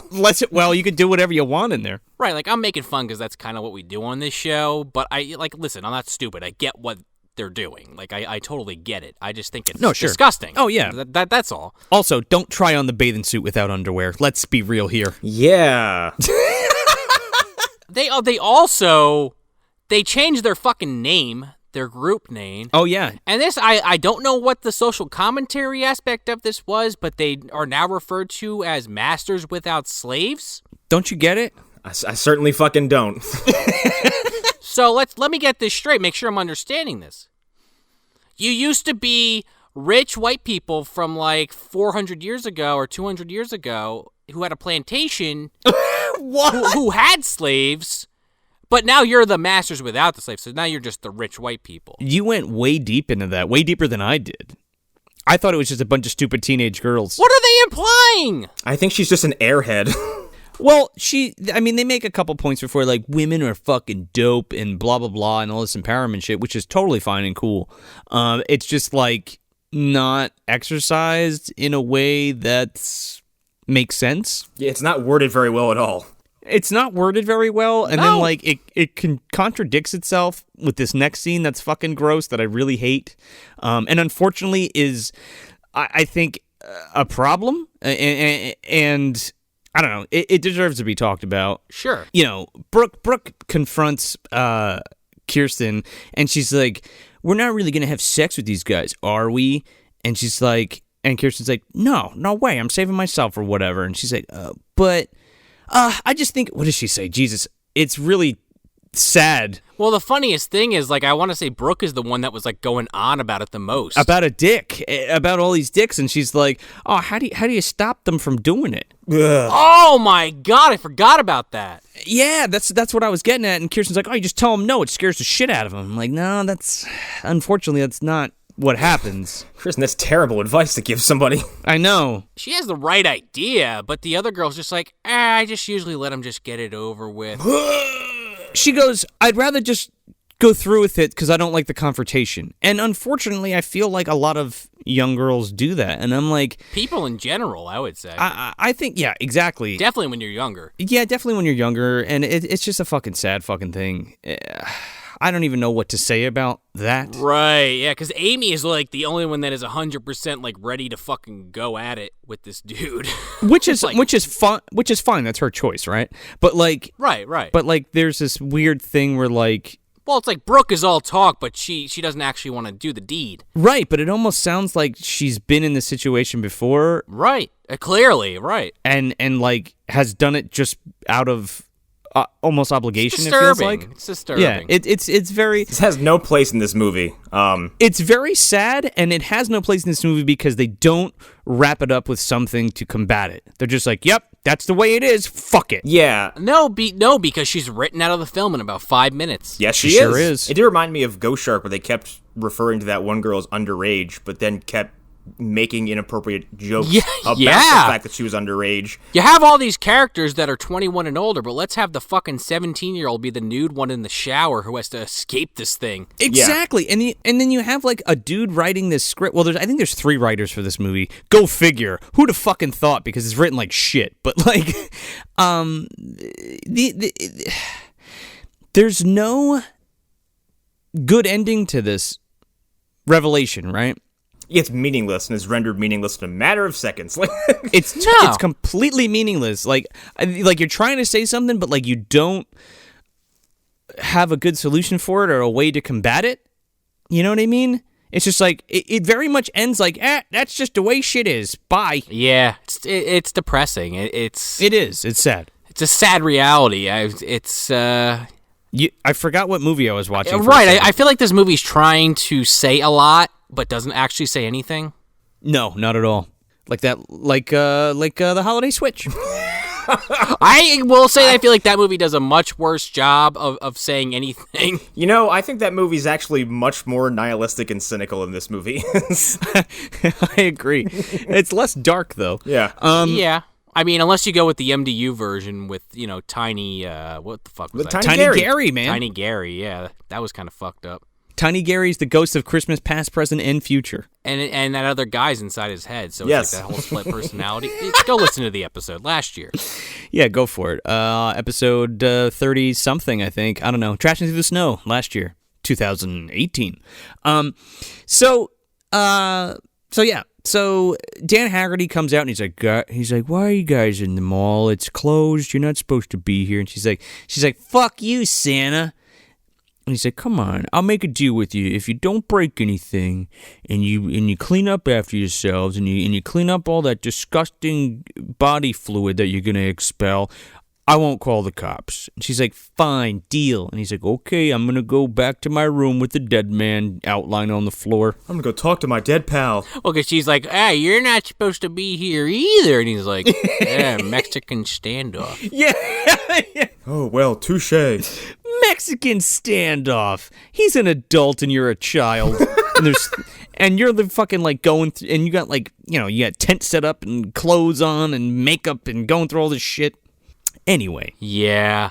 After this happens, you think it's going to quiet down, but now the Nazis are there, and they're ready to just fucking kill anything that moves. Are you guys ready for a 25-minute long shootout? Shootout? Wait a second.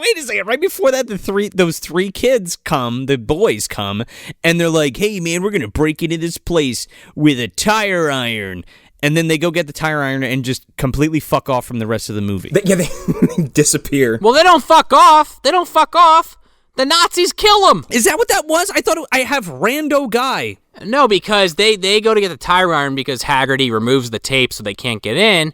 Right. And it had that whole scene where Haggerty talks to Kirstin and the girls happens, and then he goes back to his room, and then the Nazis break in, and one of the boys falls to the ground inward towards the door with the back of his head smashed in. Oh, I thought it was just some random guy because he has like gray hair. That's Big Dick, the guy with the big dick right there, dead. It's really a Yod dick. Stops his fall halfway through. You're dead. They beat him with his own dick to death. They beat the other guys with his dick. They're banging on this door, like slamming this fucking guy against this door, and they're like, oh, those horn dogs are trying to get in the mall. And the fucking Nazis bust this door down, and the alarm goes off, and Andy Serkis comes in, he's like, oh, you fucking idiot, you set off the alarm. Is this where he grabs whenever the one is in lingerie and just starts screaming in her face? She is in the elevator because she thinks it's the guys coming up. She's like, oh, wait till they get their eyes on this. She takes off the fucking robe, and she's just got all the lingerie on. These guys go into the elevator, grab her.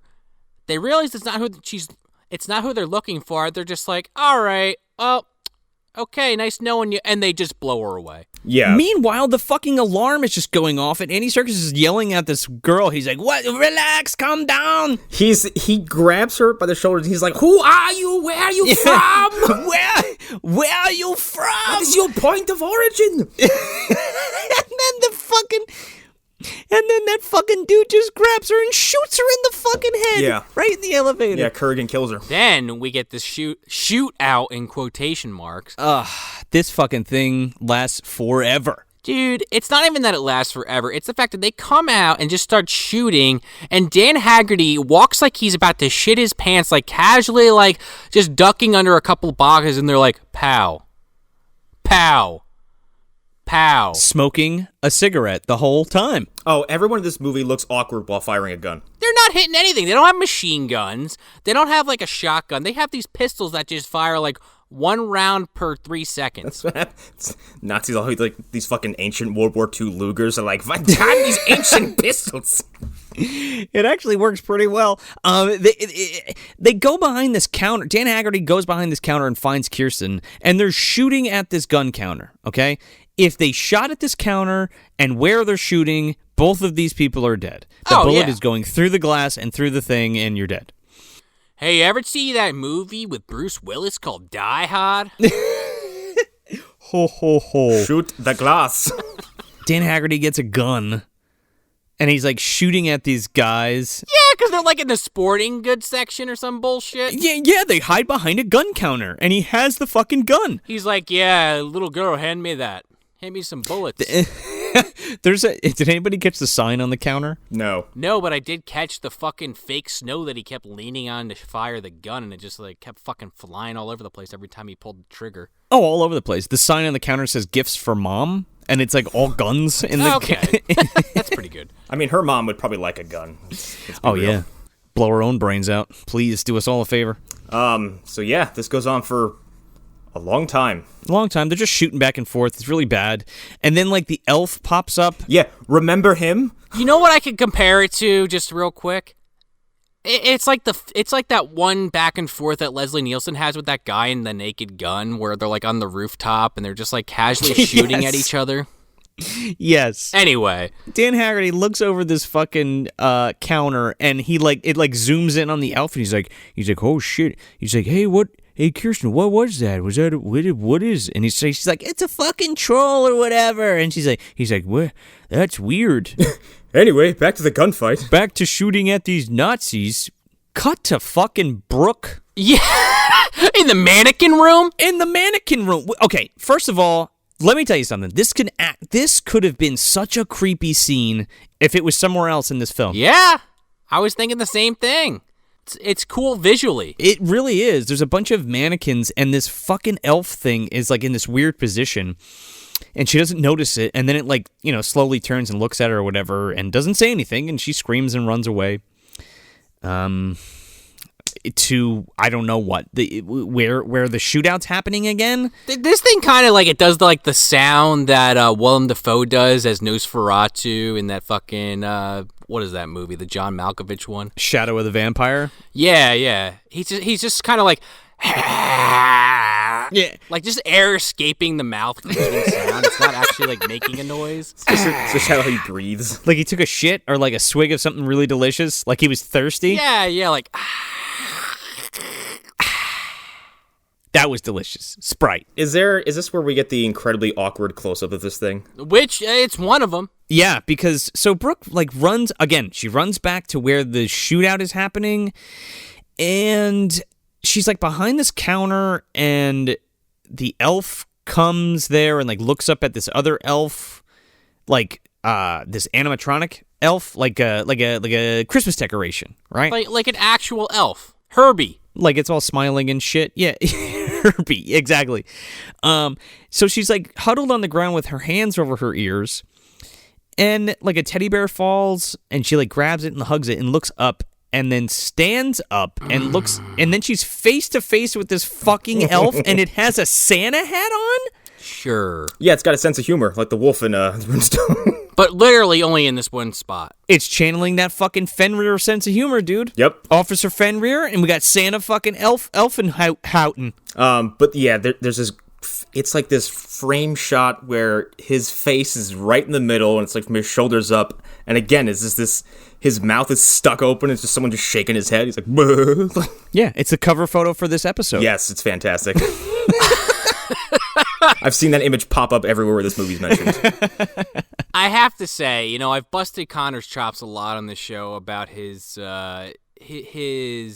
how do I want to word this? Being against kind of small terror kind of movies. Like I know you said in the past, kind of how you didn't like Chucky because you felt like you could just walk up to this thing and just destroy it in a second or two. Is it because this thing is the most non-threatening version of that? Yes. This poor woman, she's just backing up slowly as it slashes her with a knife. Not even really in not even across the line or anything. It's just kind of in random spots that you could survive if you just got up and ran. But she has no willpower. She's like, she just melts. It's just really strange. And then she stops and then it caresses her face and then stabs her off screen. Yeah. Right. This thing has a lethargic pace. Anyone can get away from this thing. Oh, wow. It missed all the arteries. I better just lay here and let it kill me. If I pretend I'm dead, I'll be fine. Nobody sees this happen. It happens 5 feet away from everybody. But that's not even the stupidest part. The stupidest part, her fucking blood pools around her wrist and creates that fucking rune symbol. Sure does. On the ground. So there's a shootout. The Nazis leave. The cops come. And they find Brooke dead. They find Amy dead. And then fucking Mr. Mall shows up. And he's like, what the fuck? He's like, what the fuck is wrong with you? He is just frazzled. Oh, yeah. He's like, come on. Fucking you weren't supposed to be here. And now there's fucking dead bodies. And tomorrow's Christmas, for Christ's sake. I can't open the fucking store. But he does. She's like, look, man, I'm sorry that my friends are dead. Want me to clean up the fucking blood or whatever? And he's goes to backhand her. And Dan Haggerty's like, I don't think so. If you're going to hit somebody, hit me, Hugh. All right? It's not her fault. I was here, too. He punches in the stomach and starts vomiting. I almost got a little sympathetic for this guy because it's yeah, you're being a major asshole because her friends just died. But also, yeah, it is your store. I kind of get it to a point. But, now you're going to hit her? No, never mind. All sympathy lost. You're a piece of shit. Right. What is the fucking go-to with that? I'm going to backhand this little girl. What the fuck is wrong with you? I'm going to hit this child. Everybody wants to. Grandpa does it. Mom either does it or threatens to do it. This guy's trying to do it. Sure. She have a fucking target on her nose that we don't know about? So another crime scene is set up, and that's important because of something weird that happens. Yes. Well, yeah, right, because as she's getting interrogated by the owner, this detective kind of takes Dan Haggerty off to a different part of the mall, and he's like, yeah, you're hearing another crime scene there, Mike. What's going on? A different movie starts happening. Yo, every time the detective's there, it feels like a different movie, doesn't it? Yeah. Yeah, yeah. Dan Haggerty's like, don't give me that Joe Friday shit. He's like, I'm telling you, I got a lead, man. And he's like, all right, you have 24 hours. I'm going to give you back your badge. I'm going to give you back your badge, and you have 24 hours in Elfen Houten. He is fucking Batman. That's some Gordon-ass shit. Yeah, we really got to wrap this case up. I guess we'll give you 24 hours, Batman. And so Dan Haggerty's like, yeah, you know what? I don't know if that's going to be enough time, 24 hours, but fuck you, because the movie's not going to last that long, so here we go. No, because then he drives Kirstin home, and this is where he meets the fucking grandpa and the mom. Oh, man. Also, there's a very quick scene which is both sexual and disturbing, where the... Why is this here? Okay, two things. Why is this here? And B... Are you telling me that the cops came to this crime scene, because this is hours later it seemed, they did all their police work and then just left the bodies there under white fucking blankets? And just shut the door and was like, fuck it, we'll get them tomorrow. They're not going anywhere. It's Christmas Eve. Well, apparently Brooke's body's getting moved because the elves fucking sucking on those fingers and taking a bite. What the fuck? This thing goes over, takes the sheet off, and then, the fingers go in the puppet mouth. It doesn't even bite down, but I guess it goes like a ho sound. And then just fucks off. And then we go to fucking Kirstin's house. Yeah, and of course Mom's not hearing any of this shit. She just thinks Dan Haggerty's crazy and tells him to get the fuck out of her house. You were all on drugs, weren't you? All of you. Even you, fat man. You're drunk. You're on drugs. I've made up my mind. Listen, this is really serious. There's some Nazis after your daughter. What are you talking about? There's people that want to kill her. Her friends are dead. What's the matter with you? Yeah. He's like, there's this troll or something, and then Grandpa fucking wheels in, out of nowhere. Troll, did it look like an Elfen Houten or what? Just fucking waiting for his moment. Oh, yeah, he fucking comes wheeling right out. He's got the book already open to the page, look! This is what it looks like. Dan Haggerty, he's, listening to this, and then he sees, the symbol, on a fucking trunk or some shit, and he's like, hold on a second, mister. You need to give me some fucking explaining.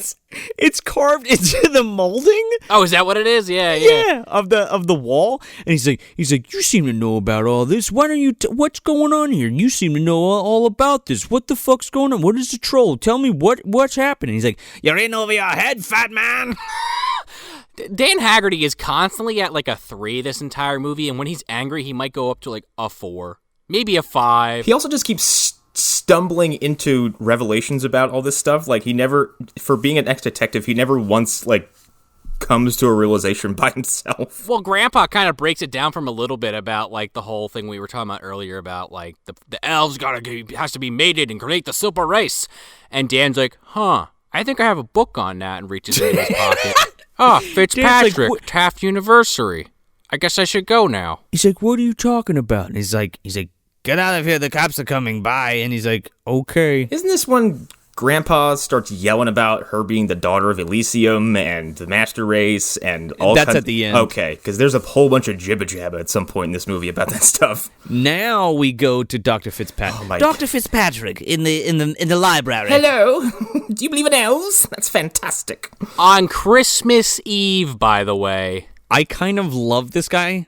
I want to hang out with him and talk about mythology. Because he has such a casual, dismissive, humorous nature when discussing it? Of course, and he smokes a pipe, and it's very nice. Yeah. It's also Christmas Eve at this point. Yeah, and he's like, I'm not going home because I don't want to hang out with my in-laws. So you see, Kronos just kept eating Gaia's babies, okay? Let's talk about the elves. Here we go. And he's like, hey, can you tell me what's going on with these elves or what? Look at this symbol. And he's like, yes, I know all about that. Well, okay. Well, let's go all the way back. Do you remember that story about Noah's Ark? And he's like, yeah, sure.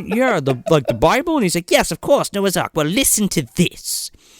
God hated everyone, and he was like, I'm going to kill them all, except Noah, because he's a very nice man, and Noah and God didn't have anything against the animals, so he put them all on the boat, and those little creeping things. Now, could they be spiders? I don't know. Insects? Maybe. Lizards? No. They're what we refer to them as elves.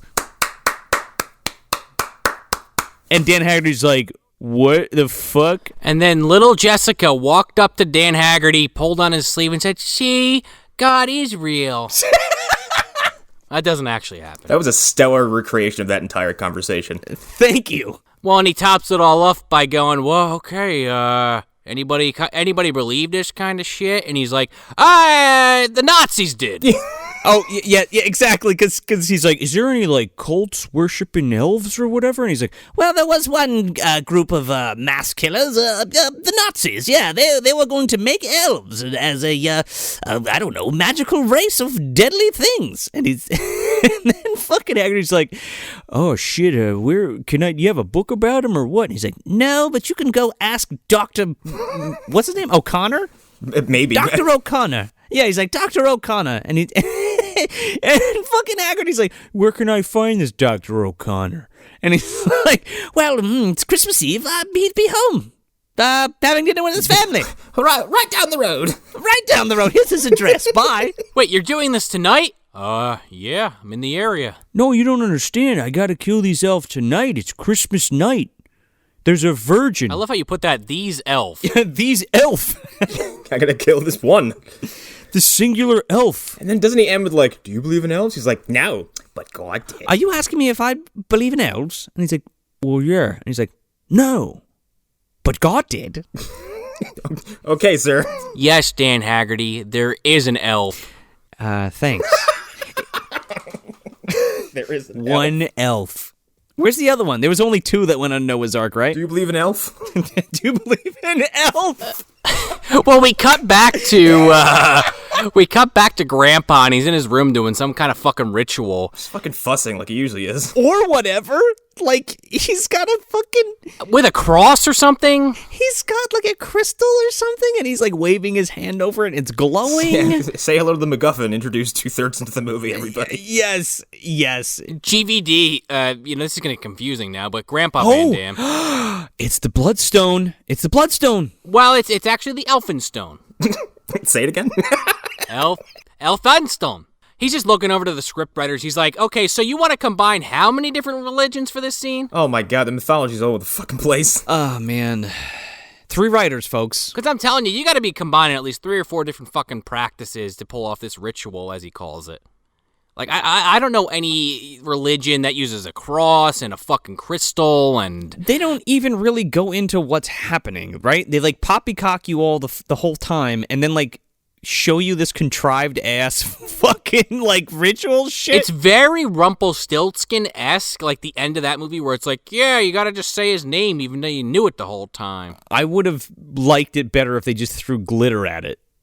And it turned into a fucking, I don't know what. It just died. The glitter is straightforward. Like, he throws it, it explodes, you understand it. This is like, people just fucking yell lore and exposition over each other the whole fucking time. It just becomes this fucking noise. Well, that's the thing, right? The 2 professors dump knowledge bombs about what the elf might be, but not how to kill it or anything like that, because they're like, this is mumbo jumbo. And it's served up in 2 long-winded run-on sentences by 2 separate characters. Which is pretty great. I kind of like both of these exchanges. I do too. Because you get this quick ritual with Grandpa in his study, and then it cuts to this scene that we kind of hinted at already where the mom and Kirstin kind of have a moment together while Dan Haggerty's driving to this other guy's house. Yeah.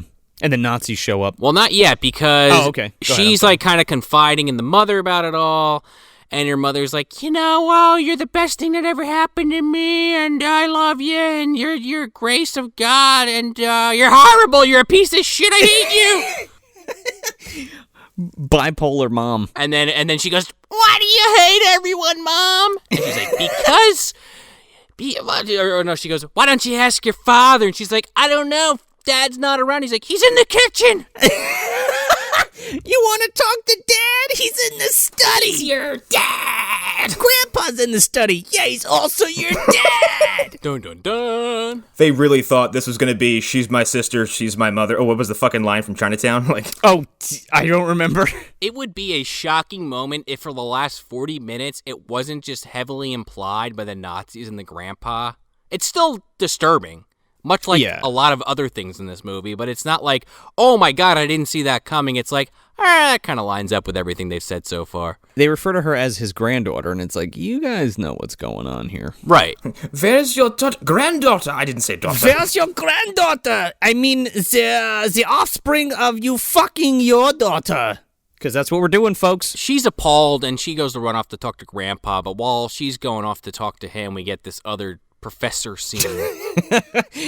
Oh, man. This guy who looks like a fucking movie usher, like... He sure does. This is great. He's fucking a little red vest on, serving dinner to his kids. It looks like a magician. Dan Haggerty rolls up to this professor's house. It's like this giant mansion, right? And the maid opens up the door, and he's like, hi, I'm Mike McGavin. Smoking, by the way. I'm Mike McGavin. Excuse me. And he just walks into the house and goes upstairs. And the professor's like having dinner with his 2 kids and his wife, like Christmas dinner. He's like saying grace. He's carving the turkey. It's Christmas dinner. Like, he just walks in. Dan Haggerty walks in. He's like, it's been 25 years. Excuse me for a second. I had a bit of a brain fart there. That was my other. That's my other brother. Can you tell me about the elves, Dr. O'Connor? And he's like, what the fuck? He's like, it's Christmas Eve. I'm having dinner with my family.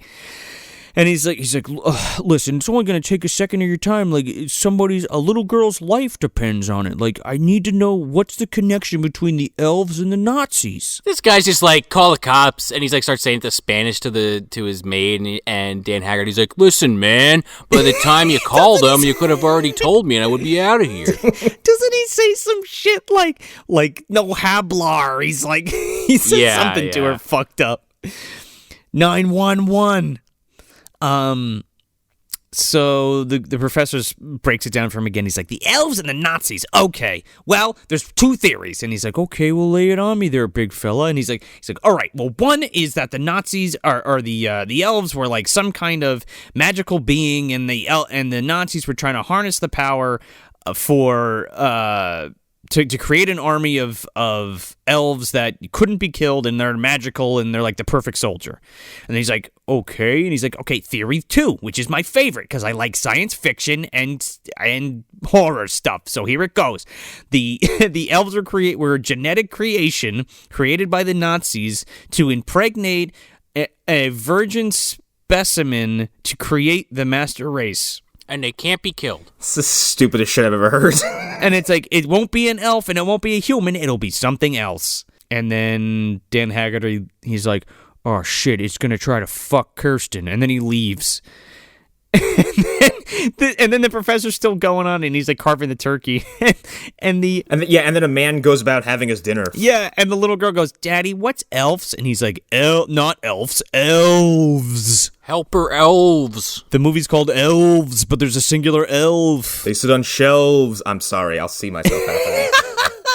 Elves on shelves. Oh, and there's also the detail that it must happen on Christmas Eve. Oh, yes. She can only be impregnated on Christmas Eve in this particular spot, in this particular forest that just happens to be 5 minutes down the fucking road from their house. This is the worst plan I've ever heard. It requires way too many specifics. And well, because you're doing black magic, and we all know how convoluted black magic can get. And then they over-convoluted black magic. Oh, well, yeah. It's got to be on the 7th fucking moon of the Christmas, the 3rd Christmas of the year, it's got to be year of the rabbit. Here at these points, latitudinal and longitudinally. Yeah, the moon's got to be right in line with Venus, and you got to have a you got to have a tablet carved out of fucking stone that says a rune. But this Christmas was phone a Tuesday. So, Haggerty, is this where we have the car chase? Sure is. Car chase. Chase is equivalent to the previous gun, the shootout where he's just casually ducking under boxes as bullets fly by his head. Yeah, when the Nazis starts driving behind him, and they do those he looks behind him, cut back to the Nazi. He looks behind him, cut back to the Nazi. And then at some point, does Haggerty just jump out of his fucking car? No! Wait a second. This is the most ridiculous part of the whole fucking movie. He goes to go light a cigarette, and I guess the lighter isn't working, so he's smacking the dashboard, and this fucking bundle of dynamite falls out from underneath the dashboard. He knew that was there. Did he? It's his car. They rigged it for him to blow up. Oh, okay, sure. Then why tail him? What, are you gonna watch? I guess to make sure that he blows up. I don't think the people that wrote this movie understand how car bombs work. It's dynamite. I'm pretty sure you get the job done. You hear that explosion 7 miles away. I literally didn't even think of that. I thought just Dan Haggerty just had an emergency supply of dynamite under the fucking steering wheel. And my Acme supply drop came in handy. See, that's what I thought. He smacked it out of there. He's like, I've been waiting a long time to use this. I got it from my detective days out of the evidence locker. I thought he was going to use that shit to blow up the elf or something. God, my friend Wile E. Coyote. But now that you say that, it was probably stashed there to blow up his car. That probably makes more sense. No, it totally was, because this stunt double that looks nothing like Dan Haggerty jumps out of the car, and I thought it was the Nazi guy because it's so blatant. And then the car explodes, and then the Nazi guy pulls up and he's like, "Hey, we did it. We killed him." And Dan Haggerty comes out of fucking left field and punches this guy in the face and beats the shit out of him. And then he's like, "Hail Hydra!" and then bites his fucking arsenic capsule and dies. He's like, "What are you, some kind of fucking Nazi or something? Let's see how good you talk with less teeth." And then he punches him, and then he cracks his capsule and dies. He acts like he did something impressive. He's like, "Huh, gotcha." It's like, no, that guy killed himself just to get away from you. Yeah, he sure did. See him foaming at the mouth? Also, these Nazis are really committed to this ridiculous cause, and there's only 4 of them, too. This guy took a cyanide tablet over this? Yeah, right? Yeah, excuse me, a cyanide tablet. Yeah, he's not going to talk about the elf? Look at who you're fighting. You really had to kill yourself because of that witness? Also, Dan finds, the insignia pin of, the elf symbol. Right, yeah. On this guy or, tattooed on him or something? No. It's like a pin. It's, in his jacket. And he's like, "Son of a bitch, elf marker." Well, then we go back to Grandpa explaining, I am your dad, and, I found no joy in it. She was sedated, your mother. Ugh. I did what had to be done. You're beautiful. I love you, Kirstin. I love you. The master race. I mean, I can imagine they had a gun to this guy's head, and it's either that or he's getting his, fucking brains blown out. But he really, he doesn't sell this well at all. No, he facilitated it to fucking make her so that the elf could fuck her. And then, yeah. Way from outside in the backyard, you hear it. That's why I left you. I think Granny Van Dam made the right choice. For Kirstin's age, does the math work out right for that? Listen. I don't think so. That is it's not 1989. a problem that I have with this film. I have so many other issues that I'm not going to focus too much on her fucking age.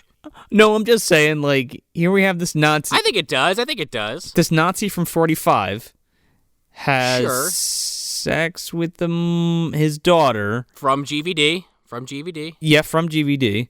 And then has Kirstin. I guess that makes sense, right? That's enough of Probably lines up. I mean, I'm sure if you really want to get technical, it's probably off by like 10 years, but it works well enough. Yeah, whatever. Because, it doesn't matter, because as he's explaining this to his daughter, his granddaughter, Kirstin, the mother strips down. She's in the bathroom, and as he's explaining, I didn't want to do it. But I had to do it. Like, they kind of try to make you feel bad for the mother, that she's like a broken person from what happened to her. And she starts kind of tearing up and crying in the bathroom. But, like... She goes full Linnea, dude. She fucking puts that lipstick all over her face. Yeah. I felt bad for her for a second, and then I remember she fucking murdered a cat 30 minutes ago, and I didn't feel bad anymore. I mean, she's a damaged person. There's nothing to justify that, right? She's damaged for sure, but there's nothing to justify any of the shit that she's done. And then we get a fucking full-on stunt butt. And, that's why I said earlier, I wonder if this is the first movie she did full frontal in, because she's in that bathtub. I don't think that's her at all, man. I think it's just a stunt double. It could be. It's a stunt butt and stunt boobs for sure. What a place to have stunt butts. Because this fucking elf is creeping around the house now. Yeah, this shows she's in the bathtub, being a fucking weirdo. Listening, mind you, to the radio, and Flight of the Valkyries is playing. And the elf comes back to the house, and, like, the German dudes aren't there yet, and, like, it's almost like everybody is sleeping. Because the whole house is dark, and then this elf, like, fucks around with a Christmas tree, and, like, this ball drops off the tree and smashes, and they're like, and the little kid's like, oh, Billy's like, oh, is that Santa Claus? What is he, Louis Anderson? He might as well be. Oh, no. All right. Yeah, because the elf fondles the ball. They do a close-up on it. So he fucking... he taps her or whatever, it breaks, and then they think it's Santa, but it's the fucking elf, and then they go downstairs, the elf's not there, and then, like, Dan Haggerty shows up again. Yeah, well, while they're looking at this broken ornament, the fucking elf pushes the fucking radio into Mom's bathtub. Oh, yeah. Dan Haggerty shows up, and then all of a sudden the elf is, like, in the bathroom and dumps the fucking radio into the tub, and Mom gets fucking electrocuted. Right, and the power goes out throughout the entire house. Yeah. And then Dan Haggerty shows up and he's like, "We gotta get you out of here. Those Nazis are coming back. They're gonna kill you." Low energy. I think they go to get Mom out of the bathroom, and then Haggerty leads the way. And he's like, oh shit, she's fine. Everything's fine. Let's leave now. Yeah, I love this part because he's like, "Hey, can I see your flashlight real quick there, son?" And he's like, "Yeah, don't break it." And he's like, "Okay." He's like, "How's Mom?" And he's like, "Oh, she's gonna be okay. Let's go." And then they go downstairs. He just forces him down the hallway, like he doesn't even let him see. And this is where Grandpa finally lays it all out. Like, we've kind of talked about it for the most part already, but he talks about how she's supposed to give birth to the Antichrist, which is going to be this half-elf creature. Yes, Elysian. Because, it's not going to be all human, Antichrist. it's not going to be all elf, like you guys were saying. And it switches to, like, the Antichrist, and it's like, wait a second. Is it the Master Race? Is it the Antichrist? Like, what is happening? This is why no one hung out with you, Nazis. You're too... You don't know what you're doing. Are they trying to produce that fucking slop of shit from Demonic Boys that gets hucked over that kid's shoulder? Yes. We got to make the ELFEN HOUTEN to make the Master Race to make the goddamn Elysian. They didn't even have to go through all this work. They could just found a demon in a fucking lot somewhere. He's been chilling under that. Just ask Charnetsky. He knows where the fuck it is. It's under that goddamn toy store. Yeah, I saw some kid yeeted over his shoulder years ago. Yeah, he fucking right into that pit it went. Those old ladies should have... How are you telling me those old fucking people weren't working with the Nazis to bring that goddamn demon back to life? I think they did. I mean, Nazis seem to be only exclusively into weird occult shit in the movie, so... Well, Grandpa, he gets out his copy of Mein Kampf, and he goes to that fucking picture she drew, and he's like, yeah, it's in my book. You drew it in my book. She's like, yeah, sorry. He's like, wait, look. He combines those fucking parallel lines, and he fucking creates a swastika on each boob. He creates a swastika, but also, like, the arcing thing, so, like, you can make the symbol of the elf, right? That also from it? Yeah, that's what he does. And then it's that was the original party symbol. It was the ELFEN HOUTEN symbol, not the swastika. Yeah, he essentially just connect the dots for this lore revelation. Like, literally. Yeah. Over a boob. Yeah. Like, you trace this line here, there, all is revealed. Look, I made it up in my head. The interpretation is subjective. The only way you can stop this elf is to take this elfin stone and destroy it. The elfin stone takes the goddamn lumen and charge it with the sun power. Is the elfin stone like the lesser Arkenstone? Like, is this... Yeah. It could be. They found it down in fucking Norm's homeworld. I swear to God, when I'm watching this movie and he's talking about this stone, I'm thinking like maybe like a couple of pounds of fucking rock. Except when they do a close-up on this thing, this is like a literal shiv. It looks like a shard. It looks like the shard. Right, yeah. Oh, no, we're dealing with shards again? Yeah. Except this one glows red. It's like a Sith shard or some shit. Yeah, I mean, it's an evil one. It's a kyber crystal? Yeah, it's a kyber crystal. So while he's talking about this elfin stone... The elfin stone. The Nazis come in, and one of them's got a fucking camera on, and it's like they're filming a goddamn birth. They look like ghost hunters. Like, oh my God, Andy Serkis comes in, and he's like, look, here's the bride. She's going to fuck this elf, and we're going to have the master race. Everything is going to be great. You sound like the aliens from Aqua Teen. We're going to make the elves. We're going to make the ELFEN HOUTEN. The best part, though, is Dan Haggerty, the second they come in with the recorder, he just fucking grabs Trenchcoat by the throat and starts choking him out. He goes, what is that, a goddamn camera or something? Are you a goddamn Nazi? And he fucking, like, throws him in the ground and, like, punches him in the face. He's like, don't stop it. You don't understand. It's his signature move. It's like a Lou Fez press. It just, like, throws him to the ground. And the fucking big guy comes in and hits Dan with a bat right in the back. This is my favorite sequence of acting in the whole film. This fucking big, stiff, wooden asshole. Because at some point, a gun gets into fucking Haggerty's hands, right? Well, Grandpa, he pulls that gun out from earlier again. Yeah. And he shoots. He's like, all right, stops it. It's got to stop now. I'm going to kill you.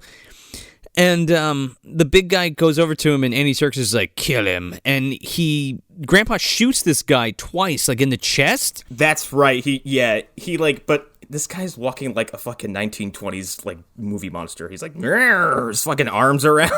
I thought he was possessed. I thought he was like a cult, like possessed by some kind of magic or something, because he goes over to Grandpa, and right before he dies, he grabs him by the throat and throws him out of his wheelchair. And then he's like, I die now, and then falls over. Yeah, and then Andy Serkis goes over and grabs the fucking gun and shoots Grandpa in the head. Well, first he says, now that hell is full, what will happen to you? Awkward silence.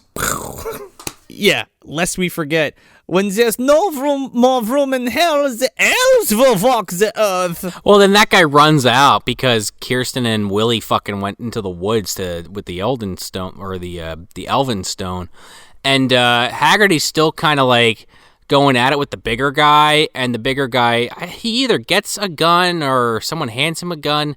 But as he's dying, he shoots at, I guess it's supposed to be Dan Haggerty's head, but he totally misses. He, like, fake dies. I don't even hear a gunshot. Like, first of all, this guy dead salmon fish flops into the scene, like, from off camera, like, and wakes up suddenly, points a gun, shoots at him, and then falls over again. Yeah, he fake dies, like, 3 times. He, like, shoots Dan, and, like, Dan falls off, and you think he's dead. There's no blood or gunshot wound. He just falls off camera, and then it cuts. No, he fucks off for, like, one more scene, and then he's not in the movie anymore. No, because Kirstin and Willie are running through the woods like it's a Friday the 13th movie, or like I said earlier, Home Sweet Home. You can't see what the fuck's happening. No.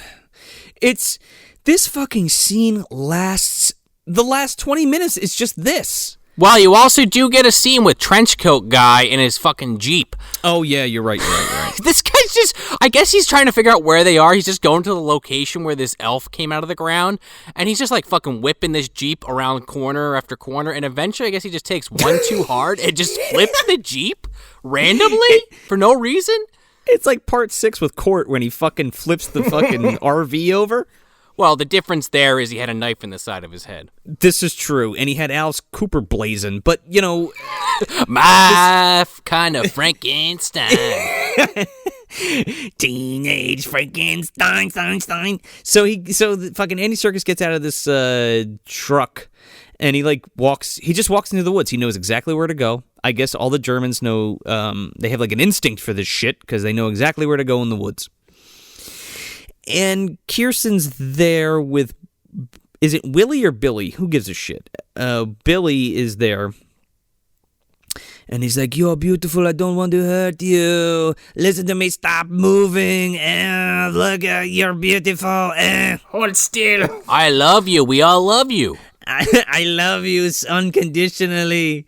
And then all of a sudden, boom, gunshot. This guy's dead. Oh shit, Dan Haggerty's there, right? Nope. It's a fucking elf with a gun. Holding a pistol. The elf has the Luger and he's behind a fucking pine tree. What the fuck? It's like it should be a company with like JR screaming his lungs off and like a face, like a fucking face turn crowd reaction. Like, oh my god, the elf pulled out the Luger. Oh no. It's that scene from like 10 years ago when Booker T and Goldust were getting the shit beat out of them by the Un-Americans. And then Kane shows up. Yeah. I hate his cane. The big red machine. The little pink machine. Fucking elf does a spinny rooney in the middle of the fucking woods. It's an elf-a-rooney. Elf-a-rooney.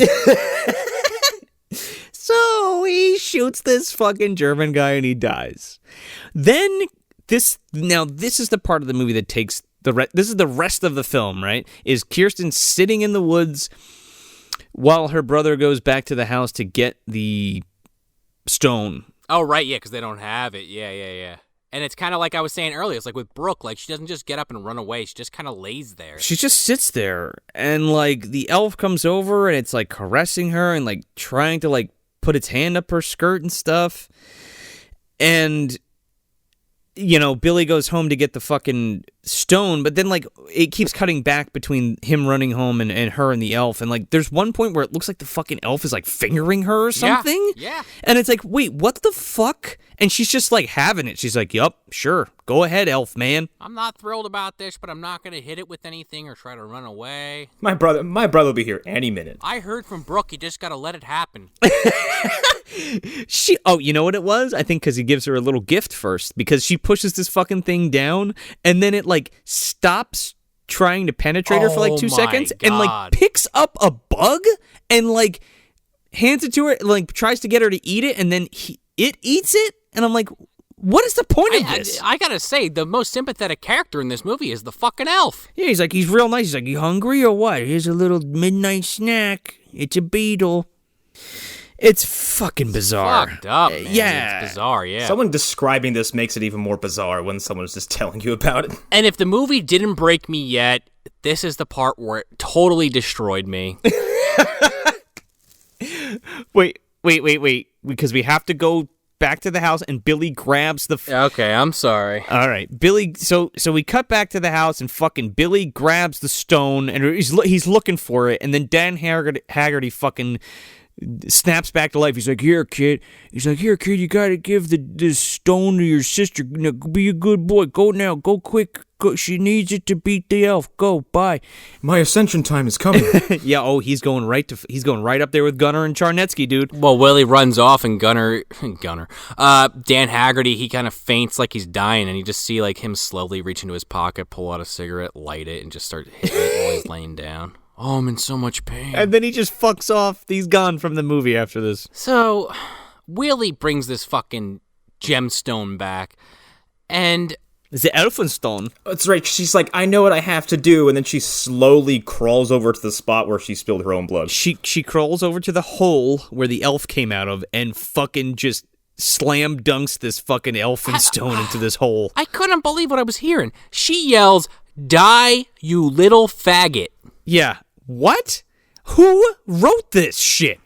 A horror movie writer in the 80s. No, but like she calls the elf a little faggot. Like, what are you talking about? It comes out of nowhere. You're like, whoa, calm down. I had to rewind it. I think Sean did too, because I did not remember her saying that. I had to watch this like 3 or 4 times to make sure I wasn't mishearing. And I was like, did she?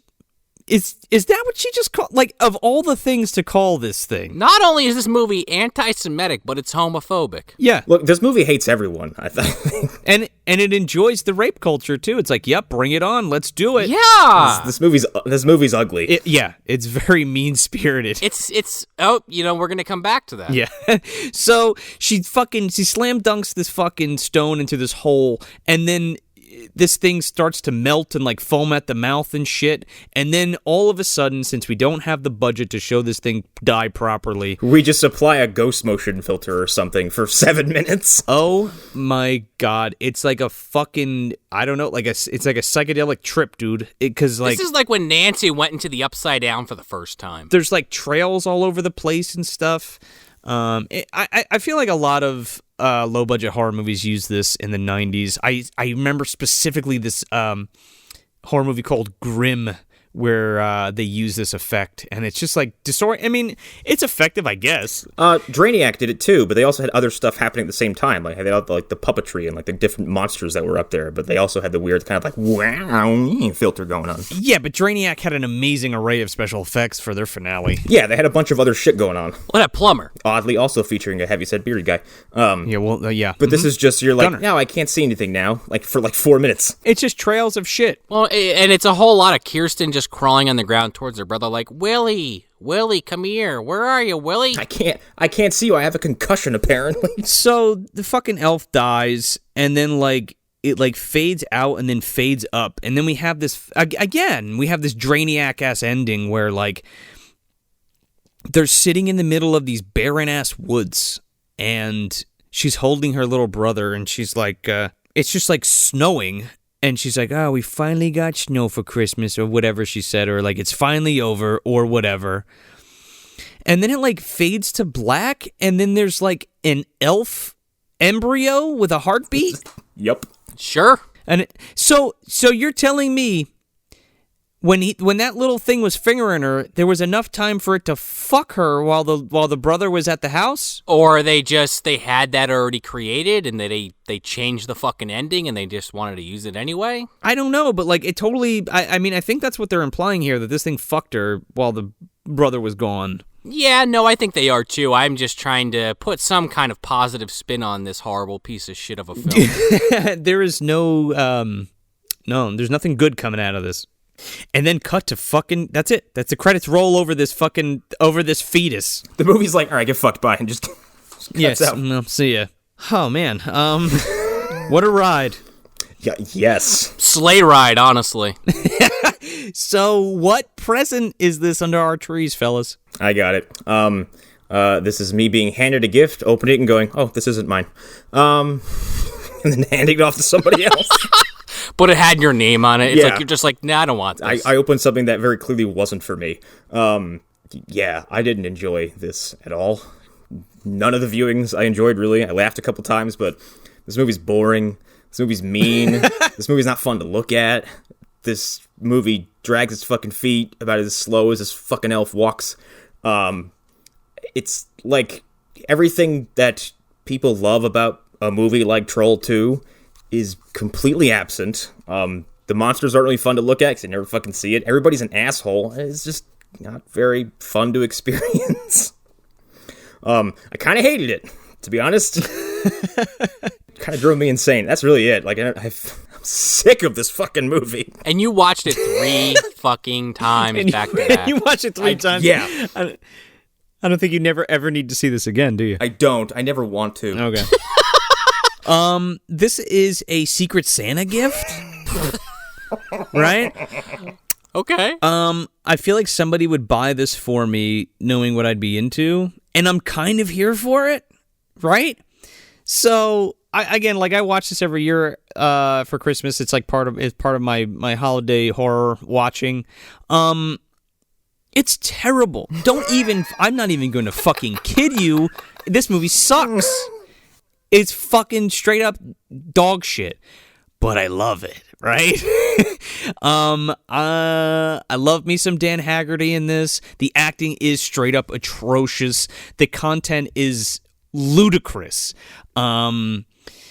It's just stupid fun for me.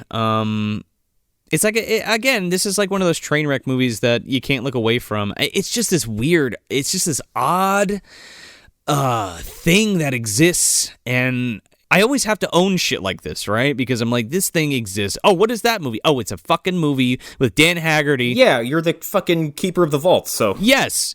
I feel like it's my duty to have these films in a collection, in my collection. But like, I don't genuinely like this movie. Like, I'm not like, this is one of the greatest, creature holiday horror films ever made. Well, now that I'm saying that out loud, I think it is, because I think there's some other films called like Elves or some other type of holiday horror film that deals with elves, and I'm telling you right now, this is the best one. Oh, no. And it's terrible. Yeah, it's terrible, but it's definitely the best one. I think there was like an Elves movie from like 2017 or 16. That shit is worse than this. At least we get, I mean, the effects aren't great, but at least we get a cool, a better looking, no, I wouldn't say cool, but it's a better looking elf. Now look, the animatronics suck in this film, right? Like, they're like unfinished, but the elf itself is sculpted. It was casted and molded and created. And for that, I'll give it points, because when you see the ones from the other movies that I'm talking about, it's like CG trash or like really bad practical stuff. So it makes this look like fucking Citizen Kane compared to that. But as far as holiday killer elf movies goes, this I think takes the fucking taco, but this movie totally sucks. It's your Blair Witch 2. No. No, It's not my Blair Witch 2. Blair Witch 2 is equivalently just a very bad movie. 2 is like an ironic like for some people. It's not even my Troll 2, right? This looks and feels, because it is like that early 90s, or like, not, I wouldn't say mid 90s, but like early, like 1990 to like 1994-ish feel. It feels like a direct-to-video trash, like a full, well, worse than Full Moon, but again, like I said in the beginning, it's AIP, and I'm here for that. I don't know, I like it, but I know it's bad, right? And I don't feel like a lot of people will enjoy this film, but it's certainly a sight to see, and I think you should see it at least once, and definitely do it during Christmas, and fucking pour that bourbon in that eggnog, baby, and get fucking kooky. And this is kind of a hoot, definitely not the best Christmas horror movie, not by a long shot, but yeah, I'll take it. This is a gift from somebody who kind of knows what I'm into and buys it on a whim, and they lucked out, because it's a piece of trash, but I like it. Kind of like the opposite of what Connor was talking about in Prancer, where it's just like totally, utterly off the mark. Oh, yeah. Okay, so, Connor had said this movie was ugly a few minutes ago, and that makes me want to say it's an ugly Christmas sweater, but that is unfortunately not bad enough for this film, because, if that didn't become a bit of a meme and people started wearing them ironically, I guess, then sure, ugly Christmas sweater. But this is something you open up and you just don't want. It is I'll use a very specific example. You wake up Christmas morning, you open up that shiny wrapped gift, and it's a carton of Marlboros, but you don't smoke cigarettes. And you're like, what? It's dripping a little, and you're not really sure why. And whoever bought it for your mom, your dad, your significant other, your brother, sister, whoever. Judd Nelson's dad. Yeah. Granny Van Dam, John Hurt, Daniel Baldwin himself, Grandpa Van, anyone really. It could be anybody. It's a shitty gift regardless. They tell you to open it up. Check it out. You pop that sucker open, and it's filled with 2/3 shit. Like literal feces. Oh my God. And you're just not fucking getting it. You're like, this seems like a pretty fucked up gift to give someone. They're like, no, stick your hand in there. There's a prize. Yeah, and there's about a third of the box that is cigarettes. There's actual cigarettes in there, but unfortunately they're covered in this diarrhea dump. And they're thinking you're just going to dig through it to smoke these ciggies. And guess what? I'm not fucking doing it. I'm throwing it in the trash. I'm wondering, why did you make me fucking open this? Fear's the mind killer, man. Okay. Because listen, there's a couple gags here and there in this film that were pretty funny. And I think Dan Haggerty, even though I'm almost positive he improv'd every line of dialogue he said, minus the stuff with the fucking rune, he kind of makes this movie worth seeing if for no other reason. And kind of like Joe said, if you're looking for some kind of really low quality, bad horror movie just to put on for the holidays and you don't want to do one of the ones that everyone's kind of heard of, sure, go for it. But for me, like, I don't smoke cigarettes, and I sure as fuck ain't gonna dig through shit to smoke cigarettes. That's this movie. It's bad. I don't like it. I didn't like it the first time I saw it. I didn't like it the second time I saw it. I found more things about it that I liked the second time around. A year removed from the last time, but still, wow. The rape jokes, the incest, that final kill line from Kirstin, just like kind of what Connor was talking about a little bit with Prancer. It's just, to me, this movie, like, I feel like a lot of Prancer, we were joking that it was mean-spirited. I mean, it is, but at the end of the day, it's still a kid's movie about this girl and her fucking reindeer. And, this movie is just like one evil scenario after another. Like, the mother's bad, the grandpa's bad, the Nazis are bad, her friends are fucking whacked out, jerk-offs. There's just like, Dan Haggerty might be the only likable character in this film, and it's purely based on the fact that it's Dan fucking Haggerty. This movie's very bad, and I'm glad I don't ever have to watch it again. Until next year at the Christmas party. God damn it. So that's it. That's Elves from 1989, directed by Jeffrey Mandel. Hey, everybody, if you want some more bad movie goodness, you can check us out at MovieDumpsterPodcast.com. Subscribe to us anywhere you listen to your podcast, and make sure to leave us a 5-star review if you dig the show, because it helps us get out of the bottom of the dumpster and into more eardrums. Yeah, and if you're on the social medias, you can follow us at Movie Dumpster on Instagram, Facebook, and Twitter. I'm Joe Lascola. I'm Sean O'Rourke. I'm Connor McGraw. Thanks for visiting the dumpster. Daddy, what's elves? Elves.